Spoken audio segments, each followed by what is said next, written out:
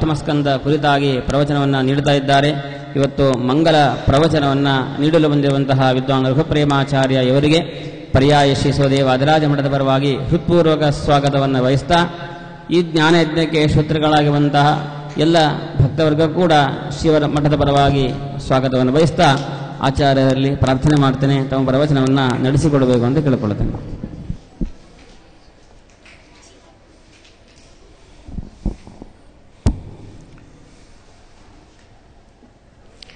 ಶ್ರೀ ಗುರುಭ್ಯೋ ನಮಃ. ಪರಮಗುರುಭ್ಯೋ ನಮಃ. ಶ್ರೀಮದಾನಂದತೀರ್ಥ ಭಗವತ್ಪಾದಾಚಾರ್ಯ ಗುರುಭ್ಯೋ ನಮಃ. ವೇದವ್ಯಾಸಾಯ ನಮಃ. ಆಪಾದಮೌಲಿಪರ್ಯಂತಂ ಗುರುಣಾಂ ಆಕೃತಿಂ ಸ್ಮರೇತ್ ತೇನ ವಿಘ್ನಾಃ ಪ್ರಣಶ್ಯಂತಿ ಸಿದ್ಧ್ಯಂತಿ ಚ ಮನೋರಥಾಃ. ದುರ್ವಾದಿಧ್ವಾಂತರವಯೇ ವೈಷ್ಣವೇಂದೀವರೇಂದವೇ ಶ್ರೀರಾಘವೇಂದ್ರ ಗುರವೇ ನಮೋತ್ಯಂತದಯಾಲವೇ. ತಪೋ ವಿದ್ಯಾ ವಿರಕ್ತ್ಯಾದಿ ಸದ್ಗುಣೌಘಾಕರಾನಹಂ ವಾದಿರಾಜಗುರೂನ್ ವಂದೇ ಹಯಗ್ರೀವದಯಾಶ್ರಯಾನ್. ಲಸತು ಶ್ರೀಮದಾನಂದ ತೀರ್ಥೇಂದುರ್ನೋ ಹೃದಂಬರೆ ಯದ್ವಚಶ್ಚಂದ್ರಿಕಾ ಸ್ವಾಂತಸಂತಾಪಂ ವಿನಿಕೃಂತತಿ. ಜಯತಿ ಹರಿರಚಿಂತ್ಯಃ ಸರ್ವದೇವೈಕವಂದ್ಯಃ ಪರಮಗುರುರಭೀಷ್ಟಾವಾಪ್ತಿದಃ ಸಜ್ಜನಾನಾಂ. ನಿಖಿಲಗುಣಗಣಾರ್ಣೋ ನಿತ್ಯನಿರ್ಮುಕ್ತದೋಷಃ ಸರಸಿಜನಯನೋऽಸೌ ಶ್ರೀಪತಿರ್ಮಾನದೋ ನಃ. ಯೋऽन्तಃ ಪ್ರವಿಶ್ಯ ಮಮ ವಾಚಮಿಮಾಂ ಪ್ರಸುಪ್ತಾಂ ಸಂಜೀವಯತ್ಯಖಿಲಶಕ್ತಿಧರಸ್ವಧಾಮ್ನಾ. ಅನ್ಯಾಂಶ್ಚ ಹಸ್ತಚರಣಶ್ರವಣತ್ವಗಾದೀನ್ ಪ್ರಾಣಾನ್ನಮೋ ಭಗವತೆ ಪುರುಷಾಯ ತುಭ್ಯಂ. ಓಂ ಜನ್ಮಾದ್ಯಸ್ಯ ಯತೋನ್ಮಯಾದಿತರತಶ್ಚಾರ್ಥೇಷ್ವಭಿಜ್ಞಸ್ವರಾಟ್ ತೇನೇ ಬ್ರಹ್ಮಹೃದಾಯ ಆದಿಕವಯೇ ಮುಹ್ಯಂತಿ ಯಂ ಸೂರಯಃ. ತೇಜೋ ವಾರಿಮೃದಾಂ ಯಥಾ ವಿನಿಮಯೋ ಯತ್ರ ತ್ರಿಸರ್ಗೋ ಮೃಷಾ. ಧಾಮ್ನಾ ಸ್ವೇನ ಸದಾ ನಿರಸ್ತಕುಹಕಂ ಸತ್ಯಂ ಪರಂ ಧೀಮಹಿ. ಸೃಷ್ಟಿಸ್ಥಿತ್ಯಪ್ಯಯೇಹಾ ನಿಯತಿದೃಹಿತಮೋ ಬಂಧಮೋಕ್ಷಾಖ್ಯ ಯಸ್ಮಾತ್. ಅಸ್ಯ ಶ್ರೀ ಬ್ರಹ್ಮರುದ್ರ ಪ್ರಭೃತಿ ಸುರನರದ್ವೀಷ ಶತ್ರುತ್ಮಕಸ್ಯ ವಿಷ್ಣೋರ್ವ್ಯಸ್ತಾ ಸಮಸ್ತಾ ಸಕಲಗುಣನಿಧಿಃ ಸರ್ವದೋಷವ್ಯಪೇತಃ. ಪೂರ್ಣಾನಂದೋ ವ್ಯಯೋ ಯೋ ಗುರುರಪಿ ಪರಮಶ್ಚಿಂತಯೇತಂ ಮಹಾಂತಂ. ನಾರಾಯಣಂ ನಮಸ್ಕೃತ್ಯ ನರಂ ಚೈವ ನರೋತ್ತಮಂ ದೇವೀಂ ಸರಸ್ವತೀಂ ವ್ಯಾಸಂ ತತೋ ಜಯಮುದೀರಯೇತ್. ತದಾ ಸುರೇಂದ್ರಂ ದಿವಿ ದೇವತಾಗಣಾಃ ಗಂಧರ್ವವಿದ್ಯಾಧರಸಿದ್ಧಚಾರಣಾಃ ತತ್ಕರ್ಮ ಸರ್ವೇಪಿ ಗೃಣಂತ ಆರ್ಯಂ ಪ್ರಸೂನವರ್ಷೈಃ ವವೃಷುರ್ಮುದಾನ್ವಿತಾಃ. ಸ್ವಸ್ತ್ಯಸ್ತು ಶ್ರೀಮದ್ಭಾಗವತೆ ಮಹಾಪುರಾಣೇ ಅಷ್ಟಮಸ್ಕಂಧೆ ಅದ್ಯ ಕಥಾ ಪ್ರಸಕ್ತಿಃ. ಪರಮಪೂಜ್ಯ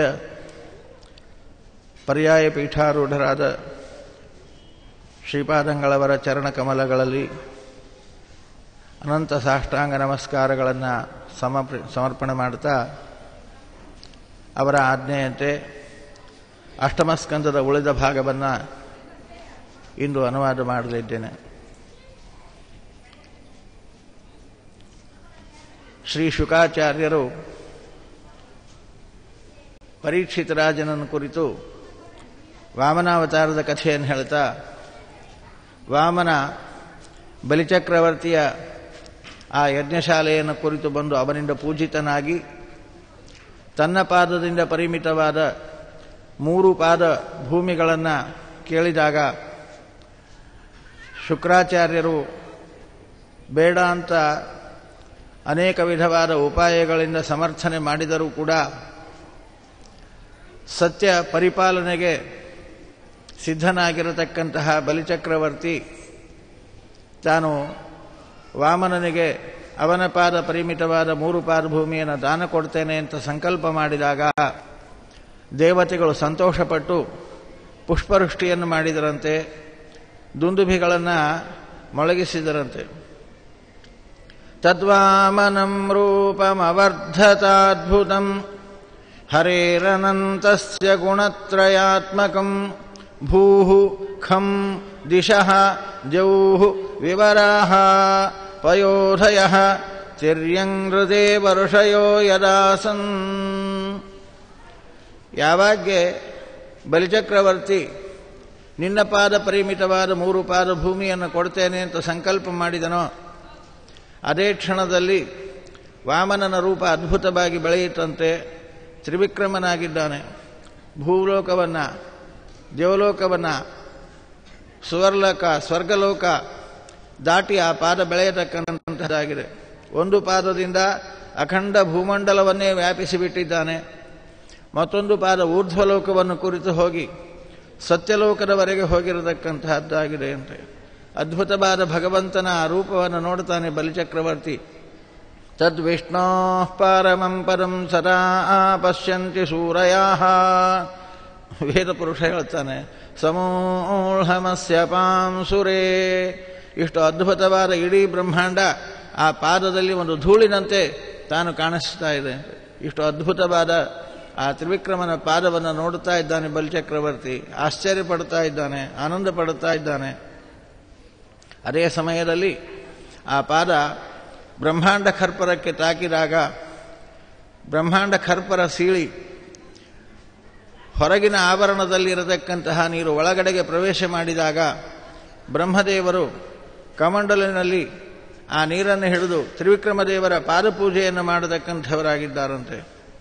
ಬ್ರಹ್ಮದೇವರು ಆ ಪಾದಪೂಜೆ ಮಾಡಿದಾಗ ಹರಿದು ಬಂದ ತುಳಸಿ ಸಹಿತವಾಗಿರತಕ್ಕಂತಹ ಆ ನೀರನ್ನು ಧಾತು ಕಮಂಡಜಲಂ ತರುರುಕ್ರಮಸ್ಯ ಪಾದಾವನೇ ಜನ ಪವಿತ್ರತಯಾ ನರೇಂದ್ರ ಸ್ವರ್ಧುನ್ಯಭೂನ್ನಭಸಿ ಸಾ ಪತತಿ ನಿಮಾರ್ಷ್ಟಿ ಲೋಕತ್ರಯಂ ಭಗವತೋ ವಿಷದೇವ ಕೀರ್ತಿ. ಆ ಪಾದ ತೊಳೆದ ನೀರು ತುಳಸಿ ಸಹಿತವಾಗಿ ಹರಿದು ಬಂದರೆ ಭಗವಂತನ ಪಾದೋದಕ ಅಂತ ಧ್ರುವಲೋಕದಲ್ಲಿ ಧ್ರುವರಾಯ, ಕೈಲಾಸ ಪರ್ವತದಲ್ಲಿ ರುದ್ರಾದಿ ದೇವತೆಗಳು ಧಾರಣೆ ಮಾಡತಕ್ಕಂಥವರಾಗಿದ್ದಾರಂತೆ. ಅದೇ ಸ್ವರ್ಧುನ್ಯಭೂತ್ ಅಂತಾರೆ ಶುಕಾಚಾರ್ಯರು. ಅದೇ ದೇವಗಂಗೆಯಾಗಿ ಹರಿಯತಕ್ಕಂತಹದ್ದಾಗಿದೆ ಅಂತೆ. ಬ್ರಹ್ಮಾದಿ ದೇವತೆಗಳು ಅದನ್ನು ಶಿರಸ ಧರಿಸತಕ್ಕಂಥವರಾಗಿದ್ದಾರೆ. ದೀಪಧೂಪಗಳಿಂದ ಆ ತ್ರಿವಿಕ್ರಮನನ್ನು ಪೂಜೆ ಮಾಡಿದ್ದಾರಂತೆ ಬ್ರಹ್ಮದೇವರು.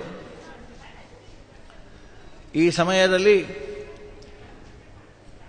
ಆ ತ್ರಿವಿಕ್ರಮ ರೂಪದಿಂದ ಭೂಲೋಕವನ್ನು, ಅಂತರಿಕ್ಷ ಲೋಕವನ್ನೆಲ್ಲ ವ್ಯಾಪಿಸಿ ನಿಂತಾಗ ಅಲ್ಲಿ ಇರತಕ್ಕಂತಹ ದೈತ್ಯರೆಲ್ಲ ಆ ವಾಮನನ ಕುರಿತು ಮಾತನಾಡ್ತಾರಂತೆ.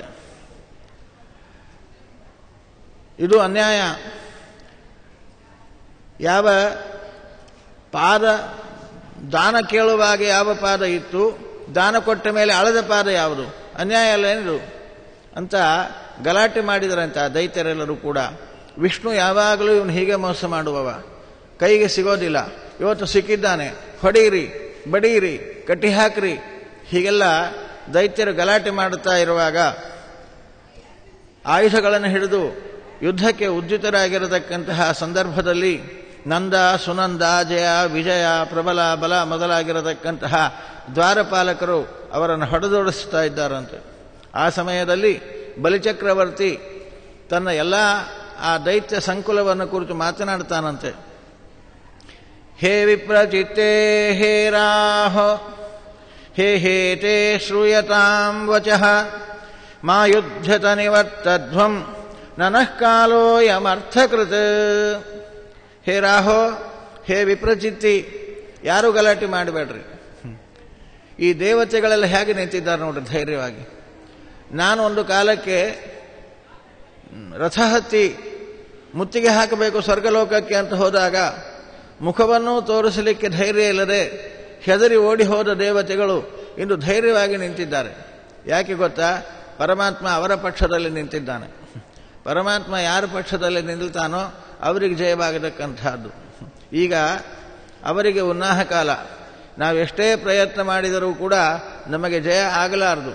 ಆದ್ದರಿಂದ ಯಾರು ಯುದ್ಧಕ್ಕೆ ಹೋಗಬೇಡ್ರಿ, ಎಲ್ಲರೂ ತಿರುಗಿ ಬಂದುಬಿಡ್ರಿ, ಯುದ್ಧ ಮಾಡತಕ್ಕದ್ದಲ್ಲ ಅಂತ ತನ್ನ ಎಲ್ಲ ದೈತ್ಯ ಬಾಂಧವರಿಗೆ ಹೇಳಿದಾಗ ಆ ದೈತ್ಯರೆಲ್ಲ ತಾವು ಪಾತಾಳ ಲೋಕವನ್ನು ಪ್ರವೇಶ ಮಾಡಿಬಿಟ್ಟಿದ್ದಾರಂತೆ. ಅದೇ ಸಮಯದಲ್ಲಿ ಗರುಡ ದೇವರು ಬಂದಿದ್ದಾರಂತೆ. ಗರುಡ ದೇವರನ್ನು ನೋಡಿ ಭಗವಂತ ಆಜ್ಞೆ ಮಾಡಿಬಿಟ್ಟಿದ್ದಾನೆ, ಆ ಬಲಿಚಕ್ರವರ್ತಿಯನ್ನು ವಾರುಣ ಪಾಶದಿಂದ ಹೆಡಮುರಿಗೆ ಕಟ್ಟಿ ಹಾಕಿಬಿಡು ಅಂತ ಹೇಳಿದಾಗ ವರುಣ ಪಾಶಗಳಿಂದ ಬಂಧನ ಮಾಡಿಬಿಟ್ಟಿದ್ದಾನಂತೆ ಗರುಡ ಬಲಿಚಕ್ರವರ್ತಿಯನ್ನು.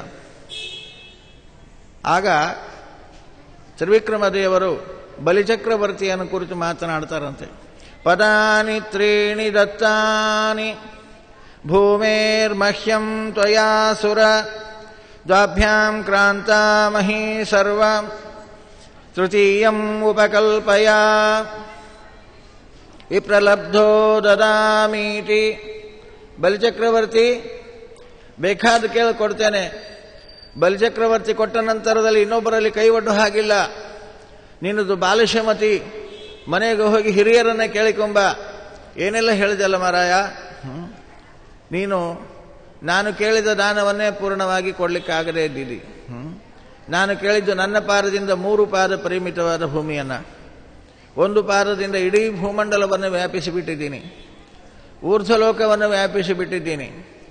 ಎಲ್ಲಿಯವರೆಗೆ ಸೂರ್ಯಕಿರಣಗಳು ಹೋಗ್ತದೋ ಅಲ್ಲಿಯವರೆಗೆ ನಿನ್ನ ಲೋಕ, ನಿನ್ನ ಅಧಿಕಾರ ವ್ಯಾಪ್ತಿಗೆ ಒಳಪಟ್ಟ ಲೋಕ.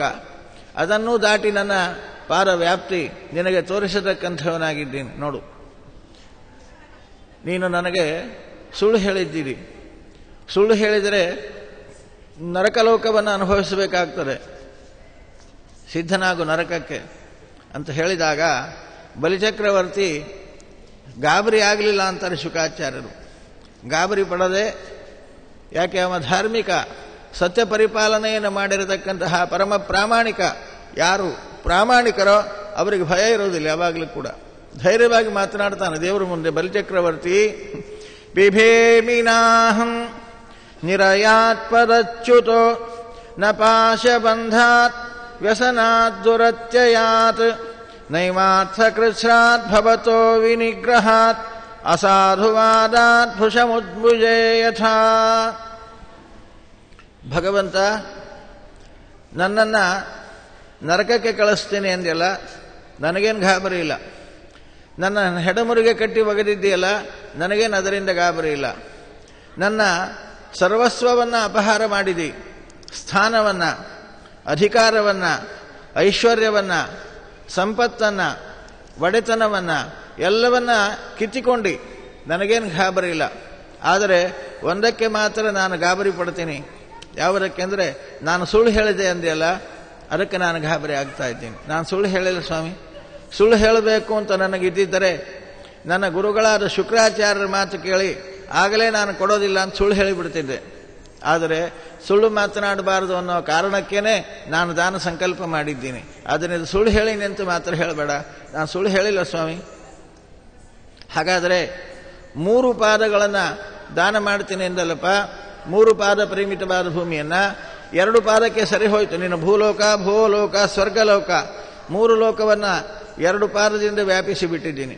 ಇನ್ನೊಂದು ಪಾದಕ್ಕೆ ಅವಕಾಶ ಇಲ್ಲಲ್ಲ, ಮತ್ತೆ ಅವಕಾಶ ಇಲ್ಲ. 3ನೇ ಪಾದ ಎಲ್ಲಿಡ್ಲಿ ಅಂತ ಕೇಳು. ಸುಳ್ಳು ಹೇಳಿನಿ ಅನ್ಬೇಡ ಅಂತಾನೆ ಬಲಿಚಕ್ರವರ್ತಿ. ಹೌದಾ? ಹಾಗಾದ್ರೆ ಎಲ್ಲಿಡ್ಲಿ 3ನೇ ಪಾದವನ್ನು ಹೇಳು ಅಂದಾಗ, ಕರೋಮೃತಂ ತನ್ನ ಭವೇತ್ ಪ್ರಲಂಭನಂ ಪದಂ ತೃತೀಯಂ ಕುರು ಶೀರ್ಷ್ಣಿಮೇ ನಿಜಂ.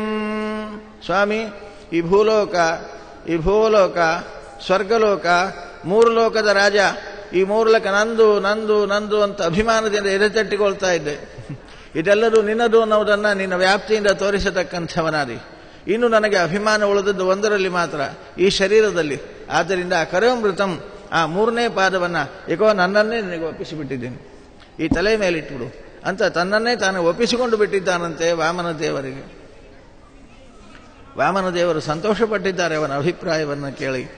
ನಂತರ ಬಲಿಚಕ್ರವರ್ತಿ ಭಗವಂತನನ್ನು ಕುರಿತು ಪುನಃ ಮಾತನಾಡ್ತಾನಂತೆ. ಪುಂಸಾಂ ಶ್ಲಾಘ್ಯತಮಂ ಮನ್ನೆ ದಂಡಮರ್ಹತ್ತಮಾರ್ಪಿತಂ ಯನ್ನ ಮಾತಾ ಪಿತಾ ಭ್ರಾತ ಸುಹೃದಶ್ಚಾದಿಶಂತಿ ತ್ವಂ ನೂನಮಸುರಾಣಾನ್ನಃ ಪಾರೋಕ್ಷ್ಯಂ ಪರಮೋ ಗುರುಃ. ಸ್ವಾಮಿ, ನನ್ನ ಮೇಲೆ ಎಷ್ಟು ಅಪಾರವಾದ ಪ್ರೀತಿಯನ್ನು ತೋರಿಸಿದ್ದಿ ಅಂದರೆ ಅದಕ್ಕೆ ಸೀಮಾ ಇಲ್ಲ. ಯಾವ ತಾಯಿ ಇಂತಹ ಅಂತಃಕರಣವನ್ನು ತೋರಿಸಲಾರರು, ಯಾವ ತಂದೆ ಇಷ್ಟು ಪ್ರೀತಿಯನ್ನು ತೋರಿಸಲಾರ, ಯಾವ ಸಹೋದರರು ಸ್ನೇಹಿತರು ಯಾರೂ ತೋರಿಸಲಾರದ ಪ್ರೀತಿಯನ್ನು, ಅಪಾರವಾದ ಪ್ರೀತಿಯನ್ನು ನನ್ನ ಮೇಲೆ ತೋರಿಸತಕ್ಕಂಥವನಾಗಿದ್ದೀರಿ. ಇನ್ನೊಂದು ಅರ್ಥದಲ್ಲಿ ಹೇಳುವುದಾದರೆ, ಲೋಕದಲ್ಲಿ ನೀನು ದೈತ್ಯರ ದ್ವೇಷಿ ಅಂತ ಎಲ್ಲರೂ ಕರೀತಾರೆ, ಆದರೆ ನಾನು ಮಾತ್ರ ಆ ಮಾತನ್ನು ಒಪ್ಪೋದಿಲ್ಲ. ದೈತ್ಯರ ದ್ವೇಷಿ ಅಲ್ಲ ನೀನು. ನಾನು ದೈತ್ಯ ಕುಲದಲ್ಲಿ ಬಂದರೂ ಕೂಡ, ವಿರೋಚನನ ಮಗನಾದರೂ ಕೂಡ ದೈತ್ಯ ಅಂತ ನೋಡದೆ ನನಗೆ ಅಪಾರವಾಗಿರತಕ್ಕಂತಹ ಅನುಗ್ರಹವನ್ನು ಮಾಡತಕ್ಕಂಥವನಾದಿ.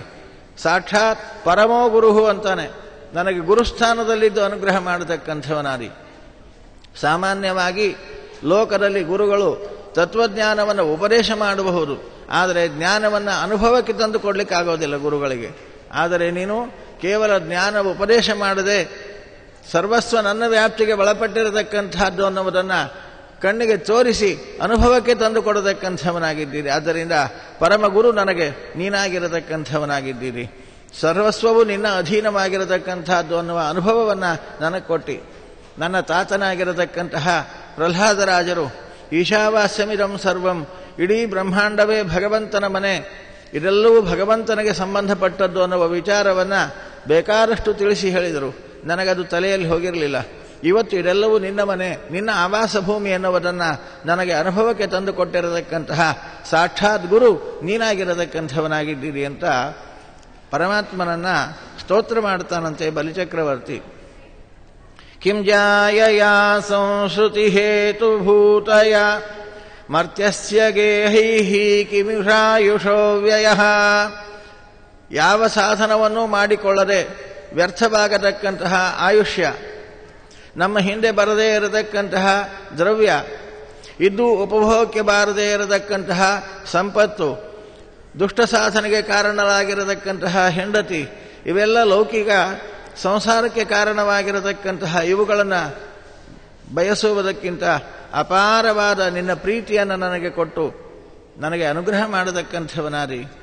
ಇದ್ಯಾವುದನ್ನು ನಾನು ಕೇಳದೇ ಇದ್ದರೂ ಕೂಡ ನನಗೆ ಉದ್ಧಾರಕ್ಕೆ ಬೇಕಾಗಿರತಕ್ಕಂತಹ ನಿನ್ನ ಕಾರುಣ್ಯವನ್ನು ತೋರಿಸಿ ನಿನ್ನ ವ್ಯಾಪ್ತಿಯನ್ನು ಅನುಭವಕ್ಕೆ ತಂದುಕೊಟ್ಟ ಪರಮಗುರು ನೀನಾಗಿರತಕ್ಕಂಥವನಾಗಿದ್ದೀರಿ ಅಂತ ಭಗವಂತನನ್ನು ಪ್ರಾರ್ಥನೆ ಮಾಡ್ತಾ ಇದ್ದಾನಂತೆ. ಅದೇ ಸಮಯದಲ್ಲಿ ಪ್ರಹ್ಲಾದರಾಜರು ಬಲಿಚಕ್ರವರ್ತಿಯ ತಂದೆಯ ತಂದೆ ಅಲ್ಲಿಗೆ ಬಂದಿದ್ದಾರಂತೆ.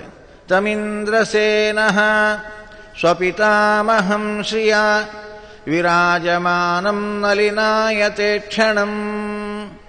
ಅಲ್ಲಿಗೆ ಬಂದಿರತಕ್ಕಂತಹ ಪ್ರಹ್ಲಾದರಾಜರನ್ನು ನೋಡಿ ಎದ್ದು ಹೋಗಿ ತಾತನಿಗೆ ನಮಸ್ಕಾರ ಮಾಡಬೇಕಂತಾನೆ ಹೆಡಮುರುಗಿ ಕಟ್ಟಿ ಹಾಕಿಬಿಟ್ಟಿದ್ದಾರೆ. ಹೇಳಲಿಕ್ಕೆ ಬರೋಣಿಲ್ಲ. ಅಲ್ಲೇ ಮಲಗಿದಲ್ಲೇ ತಲೆಬಾಗಿ ನಮಸ್ಕರಿಸಿದನಂತೆ ಬಲಿಚಕ್ರವರ್ತಿ, ತಾತನನ್ನು ಗೌರವಿಸಿದನಂತೆ. ಹಿಂದೆಲ್ಲ ಭಗವಂತನ ತತ್ವವನ್ನು ಅನುಭವಿಸಿದವರು ಪ್ರಹ್ಲಾದರಾಜರು. ಉಪದೇಶ ಮಾಡ್ತಿದ್ರು, ಇವನಿಗೆ ಅನುಭವ ಇದ್ದಿದ್ದಿಲ್ಲ, ಅರ್ಥ ಆಗಿದ್ದಿಲ್ಲ. ಇಂದು ಅರ್ಥ ಆಗಿದೆ, ತಾತ ನೀನು ಹೇಳಿದ್ದು ಅರ್ಥ ಆಯಿತು ಅಂತ ಹೇಳಬೇಕಂದ್ರೆ ಹೆಡಮುರುಗಿ ಕಟ್ಟಿ ಹಾಕಿಬಿಟ್ಟಿದ್ದಾರೆ. ಎದ್ದು ಹೋಗಿ ಹೇಳುವ ಹಾಗಿಲ್ಲ. ಇಂತಹ ಪರಿಸ್ಥಿತಿಯಲ್ಲಿ ಬಲಿಚಕ್ರವರ್ತಿ ಇರುವಾಗ ಪ್ರಹ್ಲಾದರಾಜರು ಬಂದು ವಾಮನ ದೇವರಿಗೆ ನಮಸ್ಕಾರ ಮಾಡಿ ನಿಂತಿದ್ದಾರಂತೆ. ಪ್ರಹ್ಲಾದರಾಜರು ಮಾತನಾಡ್ತಾ ಇದ್ದಾರೆ ಭಗವಂತನನ್ನು ಕುರಿತು. ತ್ವಯೈವ ದತ್ತಂ ಪರಮೈಂದ್ರಮೂರ್ಜಿತಂ ಹೃತಂ ತದೇವಾದ್ಯ ತಥೈವ ಶೋಭನಂ ಮನ್ನೇ ಮಹಾನಸ್ಯ ಕುತೋಪ್ಯನುಗ್ರಹೋ ವಿಭ್ರಂಸಿತೋ ತತ್ಶ್ರಿಯ ಆತ್ಮಮೋಹಾತ್. ಎಷ್ಟು ಆಶ್ಚರ್ಯಕರವಾದ ಸ್ತೋತ್ರ ಮಾಡ್ತಾರೆ ಪ್ರಹ್ಲಾದರಾಜರು ನೋಡ್ರಿ. ಪ್ರಹ್ಲಾದರಾಜರಂತಾರೆ, ಹೆಡಮುರಿಗೆ ಕಟ್ಟಿ ಅವನನ್ನು ಎಲ್ಲ ಸರ್ವಸ್ವವನ್ನು ಅಪಹರಿಸಿ ಒಗೆದ ಸಂದರ್ಭದಲ್ಲಿ ಪ್ರಹ್ಲಾದರಾಜರಂತಾರೆ, ಎಷ್ಟು ದೊಡ್ಡ ಅನುಗ್ರಹ ಮಾಡಿದೆ ನನ್ನ ಮೊಮ್ಮಗನಿಗೆ ಅಂತಾರೆ ನೋಡ್ರಿ. ಸ್ವರ್ಗಲೋಕದ ಆಧಿಪತ್ಯವನ್ನು ಕೊಟ್ಟಾಗ ನನ್ನ ಮೊಮ್ಮಗನಿಗೆ ನೀನು ಅನುಗ್ರಹ ಮಾಡಿದೆ ಅಂತ ಅನ್ನಲಿಲ್ಲ ಪ್ರಹ್ಲಾದರಾಜರು. ಈಗ ಅವನನ್ನು ಎಲ್ಲ ಕಸುಗೊಂಡಾಗಂತಾರೆ, ಎಷ್ಟು ದೊಡ್ಡ ಅನುಗ್ರಹ ಮಾಡಿದೆ ನನ್ನ ಮೊಮ್ಮಗನ ಮೇಲೆ ಅಂತಾರೆ ಅವರು. ಯಾಕೆ ಅಂದರೆ ಅದಕ್ಕೆ ಕಾರಣವನ್ನ ಅವರೇ ಹೇಳ್ತಾರೆ.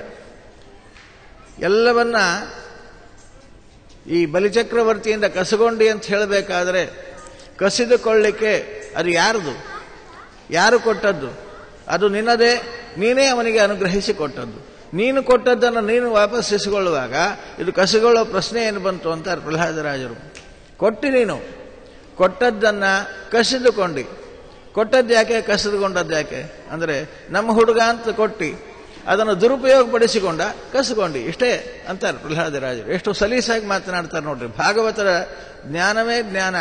ಭಗವಂತನ ವಿಷಯದಲ್ಲಿ ಎಂದೂ ಅವರು ತಪ್ಪು ಹೆಜ್ಜೆಯನ್ನು ಇಡೋದಿಲ್ಲ. ನಾವಾಗಿದ್ರೆ ದೇವರು ಅನ್ಯಾಯ ಮಾಡಿಬಿಟ್ಟ, ಬಲಿಚಕ್ರವರ್ತಿ ಹೀಗೆ ಮಾಡಬಾರ್ದಾಗಿತ್ತು ಅಂತಿದ್ವಿ. ಅಥವಾ ಸ್ವಾಮಿ ಏನೋ ತಿಳಿಲಾರ್ದೆ ತಪ್ಪು ಮಾಡ್ಯಾನ ಮೊಮ್ಮಗ, ಕೊಟ್ಟುಬಿಡು, ಹೋಗಲಿ, ಕ್ಷಮಿಸಿ ಕೊಟ್ಟುಬಿಡು ಅಂತಿದ್ವಿ. ಆದರೆ ಪ್ರಹ್ಲಾದರಾಜರಂತಾರೆ, ಸರಿಯಾದ ಅನುಗ್ರಹ ಮಾಡಿದಿ. ಅವನು ತಪ್ಪಿದಾಗ ಅವನನ್ನು ತಿದ್ದುವ ಕೆಲಸವನ್ನು ನೀನು ಮಾಡತಕ್ಕಂಥವನಾದಿ.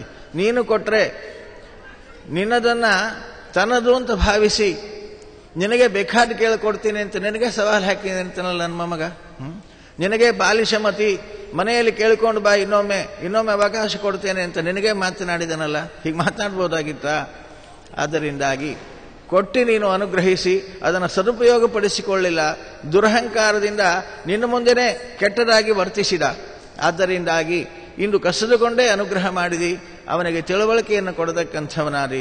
ದೊಡ್ಡ ಅನುಗ್ರಹ ಮಾಡಿದಿ. ಮೊನ್ನೆ ಮಹಾನಸ್ಯ ಕೃತೋಪ್ಯನುಗ್ರಹ. ದಾರಿ ತಪ್ಪಿದವರಿಗೆ ಕಸಿದುಕೊಂಡು ದಾರಿ ತೋರಿಸುವ ನಿನ್ನ ಈ ರೀತಿ ದೊಡ್ಡ ಅನುಗ್ರಹ ಅಂತ ನಾನು ತಿಳಿತೀನಿ ಅಂತ ಪ್ರಹ್ಲಾದರಾಜರು ಸ್ತೋತ್ರ ಮಾಡುತ್ತಾ ಇದ್ದಾರಂತೆ. ಅದೇ ಸಮಯದಲ್ಲಿ ಬಲಿಚಕ್ರವರ್ತಿಯ ಹೆಂಡತಿಯಾಗಿರತಕ್ಕಂತಹ ವಿಂಧ್ಯಾವಲಿ ಬಂದು ಪ್ರಾರ್ಥನೆ ಮಾಡ್ತಾಳಂತೆ ವಾಮನ ದೇವರನ್ನ. ಕ್ರೀಡಾರ್ಥಮಾತ್ಮನ ಇದಂ ತ್ರಿಜಗತ್ಕೃತಂತೆ ಸ್ವಾಮ್ಯಂತು ತತ್ರ ಕುಧಿಯೋ ಪರ ಈಶ ಕುರ್ಯುಃ ಕರ್ತುಃ ಪ್ರಭೋಸ್ತವ ಕಿಮಸ್ಯತ ಆವಹಂತಿ ತ್ಯಕ್ತಹ್ರಿಯಃ ತ್ವದವರೋಪಿ ಕರ್ತೃವಾದಾಃ. ಸ್ವಾಮಿ, ನಿನ್ನ ಆಟಕ್ಕಾಗಿ ನಿರ್ಮಾಣ ಮಾಡಿಕೊಂಡ ನಿನ್ನ ಆಟದ ಮೈದಾನ ಇದು. ಬ್ರಹ್ಮಾಂಡ ಅಂದರೆ ನಿನ್ನ ಅದ್ಭುತವಾದ ಆಟದ ಮೈದಾನ. ನಿನಗೆ ಬೇಕಾದ ಆಟವನ್ನು ಆಡಲಿಕ್ಕೆ ಇರತಕ್ಕಂಥದ್ದಿದು. ಇಡೀ ಬ್ರಹ್ಮಾಂಡವೇ ನಿನ್ನ ಮನೆ, ನಿನ್ನ ಆಟದ ಮನೆ. ಎಲ್ಲ ಚೇತನರನ್ನು ಆಟಿಕೆಯ ಸಾಮಾನಾಗಿಟ್ಟುಕೊಂಡು ಆಟವಾಡುವವನು ನೀನು. ಇಂತಹ ನಿನ್ನದಾದ ಈ ಜಗತ್ತನ್ನು ನನ್ನದು ಅಂತ ಭಾವಿಸಿ ದುರಹಂಕಾರದಿಂದ ವರ್ತಿಸತಕ್ಕಂಥವರಾಗ್ತಾರೆ ಸಾಮಾನ್ಯರಾಗಿರತಕ್ಕಂಥವರು. ಇಂತಹ ನಿನ್ನ ವ್ಯಾಪಾರಗಳನ್ನು ನನ್ನ ವ್ಯಾಪಾರ ಅಂತ ತಿಳಿತಾರೆ. ನಿನ್ನ ಪದಾರ್ಥಗಳನ್ನು ತನ್ನ ಪದಾರ್ಥ ಅಂತ ತಿಳಿತಾರೆ. ನಿನ್ನದಾದ ಎಲ್ಲವನ್ನ ನಮ್ಮದು, ನಾವು ನಮ್ಮ ಒಡೆತನ ಇದರಲ್ಲಿ ಉಂಟು ಅಂತ ಭಾವಿಸತಕ್ಕಂಥವರಾಗ್ತಾರೆ. ಅದರಲ್ಲಿ ನನ್ನ ಯಜಮಾನನೂ ಒಬ್ಬ. ನಿನ್ನದಾದ ಎಲ್ಲವನ್ನ ತನ್ನದು ಅಂತ ಭಾವಿಸಿ ನಿನಗೇ ಬೇಕಾದ ಕೇಳು ಅನ್ನುವಂತೆ ಮಾತನಾಡಿದ. ಅವನನ್ನು ಕ್ಷಮಿಸಿ ಅನುಗ್ರಹಿಸತಕ್ಕಂಥವನಾಗಿದ್ದೀರಿ. ನಿನ್ನ ವ್ಯಾಪ್ತಿಯನ್ನು ತೋರಿಸಿ ನಿನ್ನ ವಿಷಯಕವಾದ ಜ್ಞಾನವನ್ನು ಅನುಭವಕ್ಕೆ ತಂದು ಕೊಟ್ಟಿದ್ದೀರಿ. ಕಾರುಣ್ಯ ನಿನ್ನದು ಅಪಾರವಾದದ್ದು ಅಂತ ವಿಂಧ್ಯಾವಲಿ ಕೂಡ ಸ್ತೋತ್ರ ಮಾಡಿದ್ದಾಳಂತೆ. ಈ ಸಮಯದಲ್ಲಿ ಸಕಲ ದೇವತೆಗಳು ಕೂಡ ಬಂದು ಬಿಟ್ಟಿದ್ದಾರಂತಲ್ಲಿ. ಸಕಲ ದೇವತೆಗಳು ಇದನ್ನು ನೋಡ್ತಾ ಇದ್ದಾರೆ. ಈ ಪ್ರಸಂಗವನ್ನು ಹೆಡಮುರಿಗೆ ಕಟ್ಟಿಕೊಂಡು ಬಿದ್ದಿರತಕ್ಕಂತಹ ಬಲಿಚಕ್ರವರ್ತಿಯನ್ನು ನೋಡಿ ಬ್ರಹ್ಮದೇವರು ಪರಮಾತ್ಮನನ್ನು ಕುರಿತು ಮಾತನಾಡ್ತಾರಂತೆ.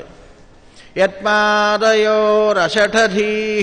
ಸಲಿಲಂ ಪ್ರದಾಯ ದೂರ್ವಾಂಕುರೈರಪಿ ವಿಧಾಯ ಸತೀಂ ಸಪರ್ಯಾಂ ಅಪ್ಯುತ್ತಮಾಂ ಗತಿಮಸೌ ಭಜತೆ ತ್ರಿಲೋಕೀಂ ದತ್ವಾನ ವಿಕ್ಲವ ಮನಾಹ ಕಥಿಮಾರ್ಥಮಚ್ಛೇತ್. ಸ್ವಾಮಿ, ನಿನ್ನ ಕಾರುಣ್ಯ ಎಲ್ಲಿ ಹೋಯಿತು ಅಂತಾರೆ ನೋಡ್ರಿ ಬ್ರಹ್ಮದೇವರು. ಉಳಿದೆಲ್ಲರೂ ಕೂಡ ಅಪಾರವಾದ ಕರುಣೆಯನ್ನು ತೋರಿಸಿರಿ ಅಂತ ಬಲಿಚಕ್ರವರ್ತಿ ಮೊದಲಾಗಿ ಎಲ್ಲರೂ ನಿನ್ನ ಕರುಣೆ ಅಪಾರವಾದದ್ದು ಅಂತ ಸ್ತೋತ್ರ ಮಾಡ್ತಾ ಇದ್ರೆ, ಬ್ರಹ್ಮದೇವರಂತಾರೆ ನಿನ್ನ ಕಾರುಣ್ಯ ಎಲ್ಲಿ ಹೋಯಿತು? ಬಲಿಚಕ್ರವರ್ತಿ ಮೇಲೆ ಯಾಕೆ ನಿಷ್ಕರುಣೆಯಾಗಿದ್ದಿ ನೀನು ಅಂತ ಬ್ರಹ್ಮದೇವರು ಸ್ತೋತ್ರ ಮಾಡ್ತಾರೆ. ಯಾಕೆ ಅಂದರೆ ಅದಕ್ಕೆ ಕಾರಣವನ್ನು ಹೇಳ್ತಾರೆ ಬ್ರಹ್ಮದೇವರು. ಯತ್ಪಾದಯೋ ಅಷಠಧೀಹಿ, ಯಾವ ನಿನಗೆ ಒಂದು ಥಾಲಿ ನೀರು ಹಾಕಿ ಒಂದು ತುಳಸಿ ದಳವನ್ನು ಇಟ್ಟು ಕೃಷ್ಣಾರ್ಪಣಮಸ್ತು ನೀನು ಪ್ರೀತನಾಗುವಂತ ನಿನ್ನನ್ನು ಆರಾಧನೆ ಮಾಡಿದರೆ ಮೋಕ್ಷ ಪದವಿಯನ್ನೇ ಕೊಡತಕ್ಕಂತಹ ಪರಮ ದಯಾಳು ನೀನಾಗಿರತಕ್ಕಂಥವನಾಗಿದ್ದಿ. ಆದರೆ ಸರ್ವಸ್ವ ಸಮರ್ಪಣೆ ಮಾಡಿದ್ದಾನೆ ಬಲಿಚಕ್ರವರ್ತಿ. ತನ್ನ ಶರೀರವನ್ನೇ ನಿನಗೆ ಒಪ್ಪಿಸಿಕೊಂಡು ಬಿಟ್ಟ. ಕಡೆಗೆ ನಿನ್ನ 3ನೇ ಪಾದವನ್ನು ನನ್ನ ತಲೆಯ ಮೇಲೆ ಇಟ್ಟುಬಿಡುವಂತ ತನ್ನನ್ನೇ ನಿನಗೆ ಒಪ್ಪಿಸಿಕೊಂಡು ಬಿಟ್ಟಿದ್ದಾನೆ. ಹೀಗೆ ಸರ್ವಸ್ವ ದಾನ ಮಾಡಿರತಕ್ಕಂತಹ ಬಲಿಚಕ್ರವರ್ತಿಯನ್ನ ಹೆಡಮುರಿಗೆ ಕಟ್ಟಿ ಹಾಕಿ ಅವನನ್ನು ದುಃಖಪಡಿಸ್ತಾ ಇದ್ದೀಯಲ್ಲ, ಅವನಿಗೆ ಕೊಡಬೇಕಾದ ಉನ್ನತವಾದ ಗತಿಯನ್ನು ಕೊಡೋದು ಬಿಟ್ಟು, ಅನುಗ್ರಹಿಸೋದು ಬಿಟ್ಟು ಅವನನ್ನು ಕಷ್ಟದಲ್ಲಿ ಇಟ್ಟಿದ್ದೀಯಲ್ಲ ಸ್ವಾಮಿ. ಯಾಕೆ ನಿನ್ನ ವ್ಯಾಪಾರವೇ ಅರ್ಥ ಆಗೋದಿಲ್ಲ. ನೀನು ಅನುಗ್ರಹ ಹೇಗೆ ಮಾಡ್ತೀಯೋ, ಅವಗ್ರಹ ಹೇಗೆ ಮಾಡ್ತೀಯೋ, ಯಾವ ರೀತಿಯಾಗಿ ನಿಗ್ರಹಿಸ್ತೀಯೋ, ಯಾವ ರೀತಿಯಾಗಿ ಅನುಗ್ರಹಿಸ್ತೀಯೋ, ನಿನ್ನ ವ್ಯಾಪಾರವೇ ಅರ್ಥ ಆಗಲಾರದು. ಯಾಕೆ ಈ ರೀತಿಯಾಗಿ ಅವನಿಗೆ ಕಟ್ಟಿ ಹಾಕಿದ್ದೀರಿ, ಎಲ್ಲಿ ಹೋಯಿತು ನಿನ್ನ ಕಾರುಣ್ಯ ಅನ್ನುವಂತೆ ಪ್ರಾರ್ಥಿಸಿದಾಗ ಭಗವಂತ ಬ್ರಹ್ಮದೇವರನ್ನು ಕುರಿತು ಮಾತನಾಡ್ತಾನಂತೆ.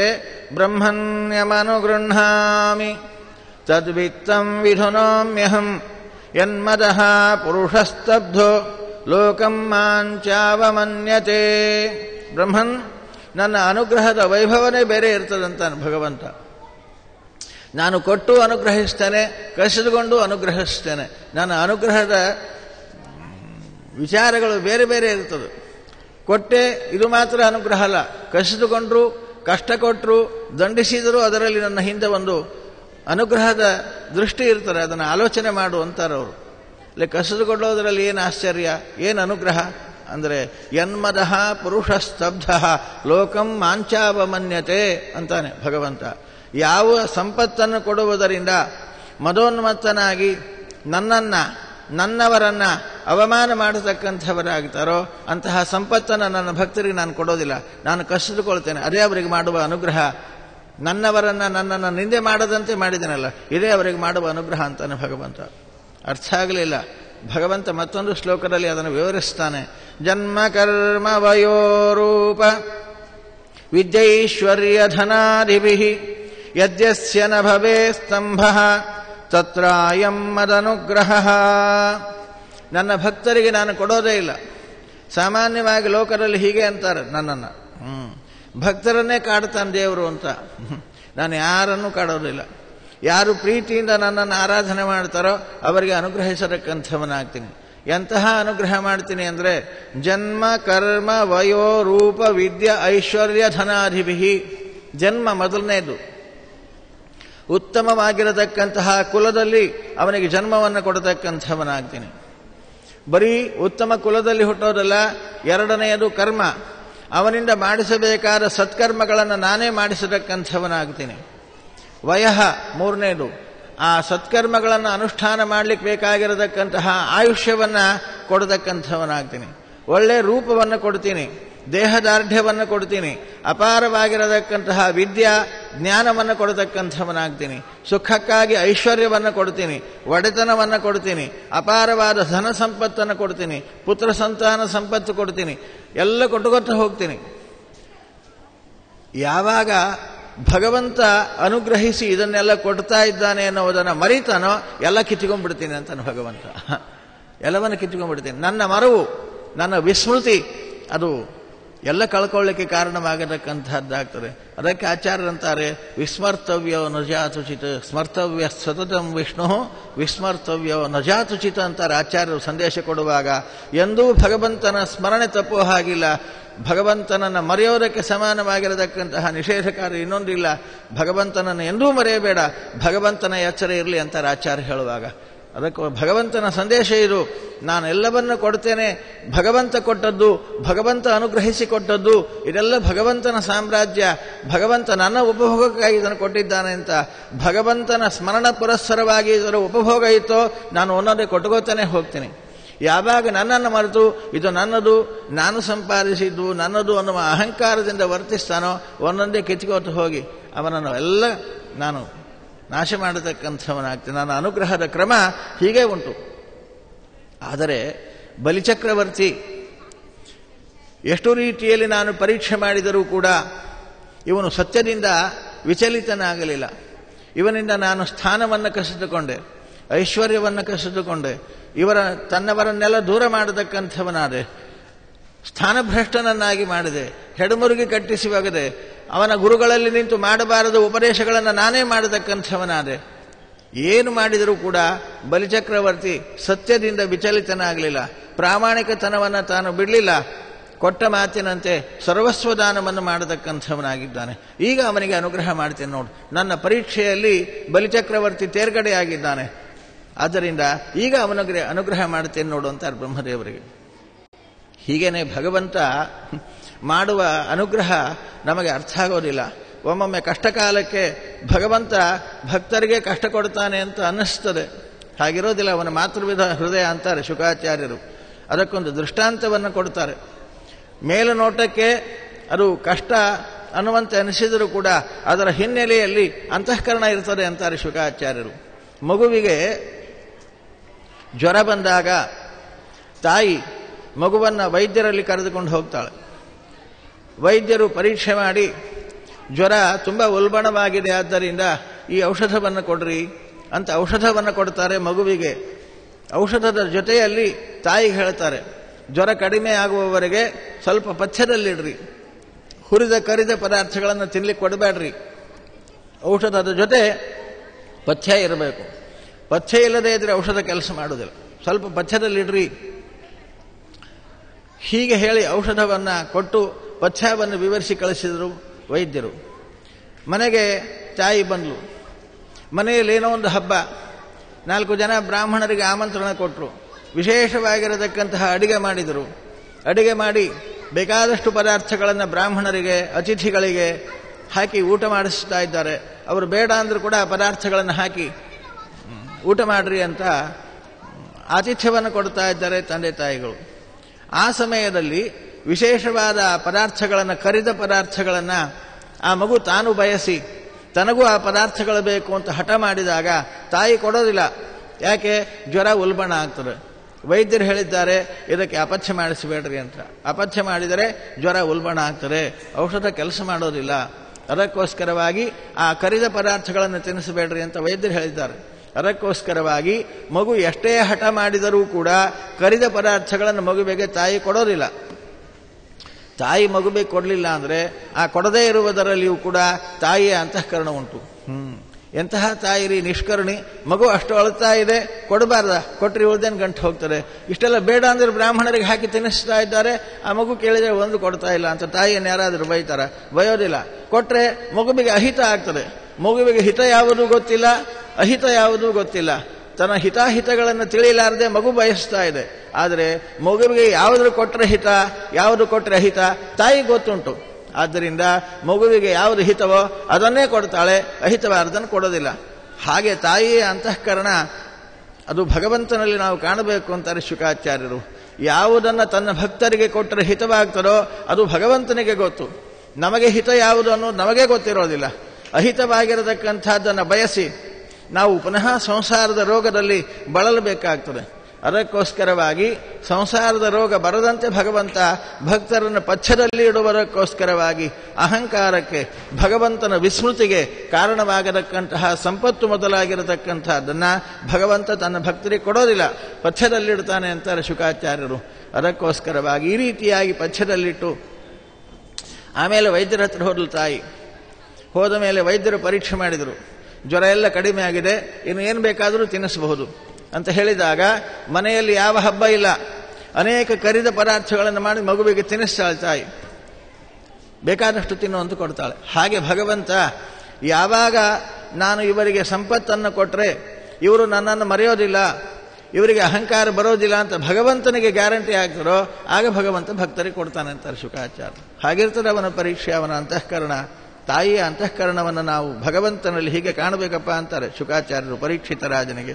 ಹೀಗೆ ಬ್ರಹ್ಮದೇವರಿಗೆ ಹೇಳ್ತಾ ಪರಮಾತ್ಮ ಅಂತಾನೆ, ನನ್ನ ಎಲ್ಲ ಪರೀಕ್ಷೆಯಲ್ಲಿಯೂ ಕೂಡ ಬಲಿಚಕ್ರವರ್ತಿ ತೇರ್ಗಡೆಯಾಗಿದ್ದಾನೆ, ಈಗ ಅವನಿಗೆ ಅನುಗ್ರಹ ಮಾಡ್ತೀನಿ ನೋಡು ಅಂತ ಮಾತನಾಡ್ತಾನೆ ಭಗವಂತ ಬಲಿಚಕ್ರವರ್ತಿಯನ್ನು ಕುರಿತು.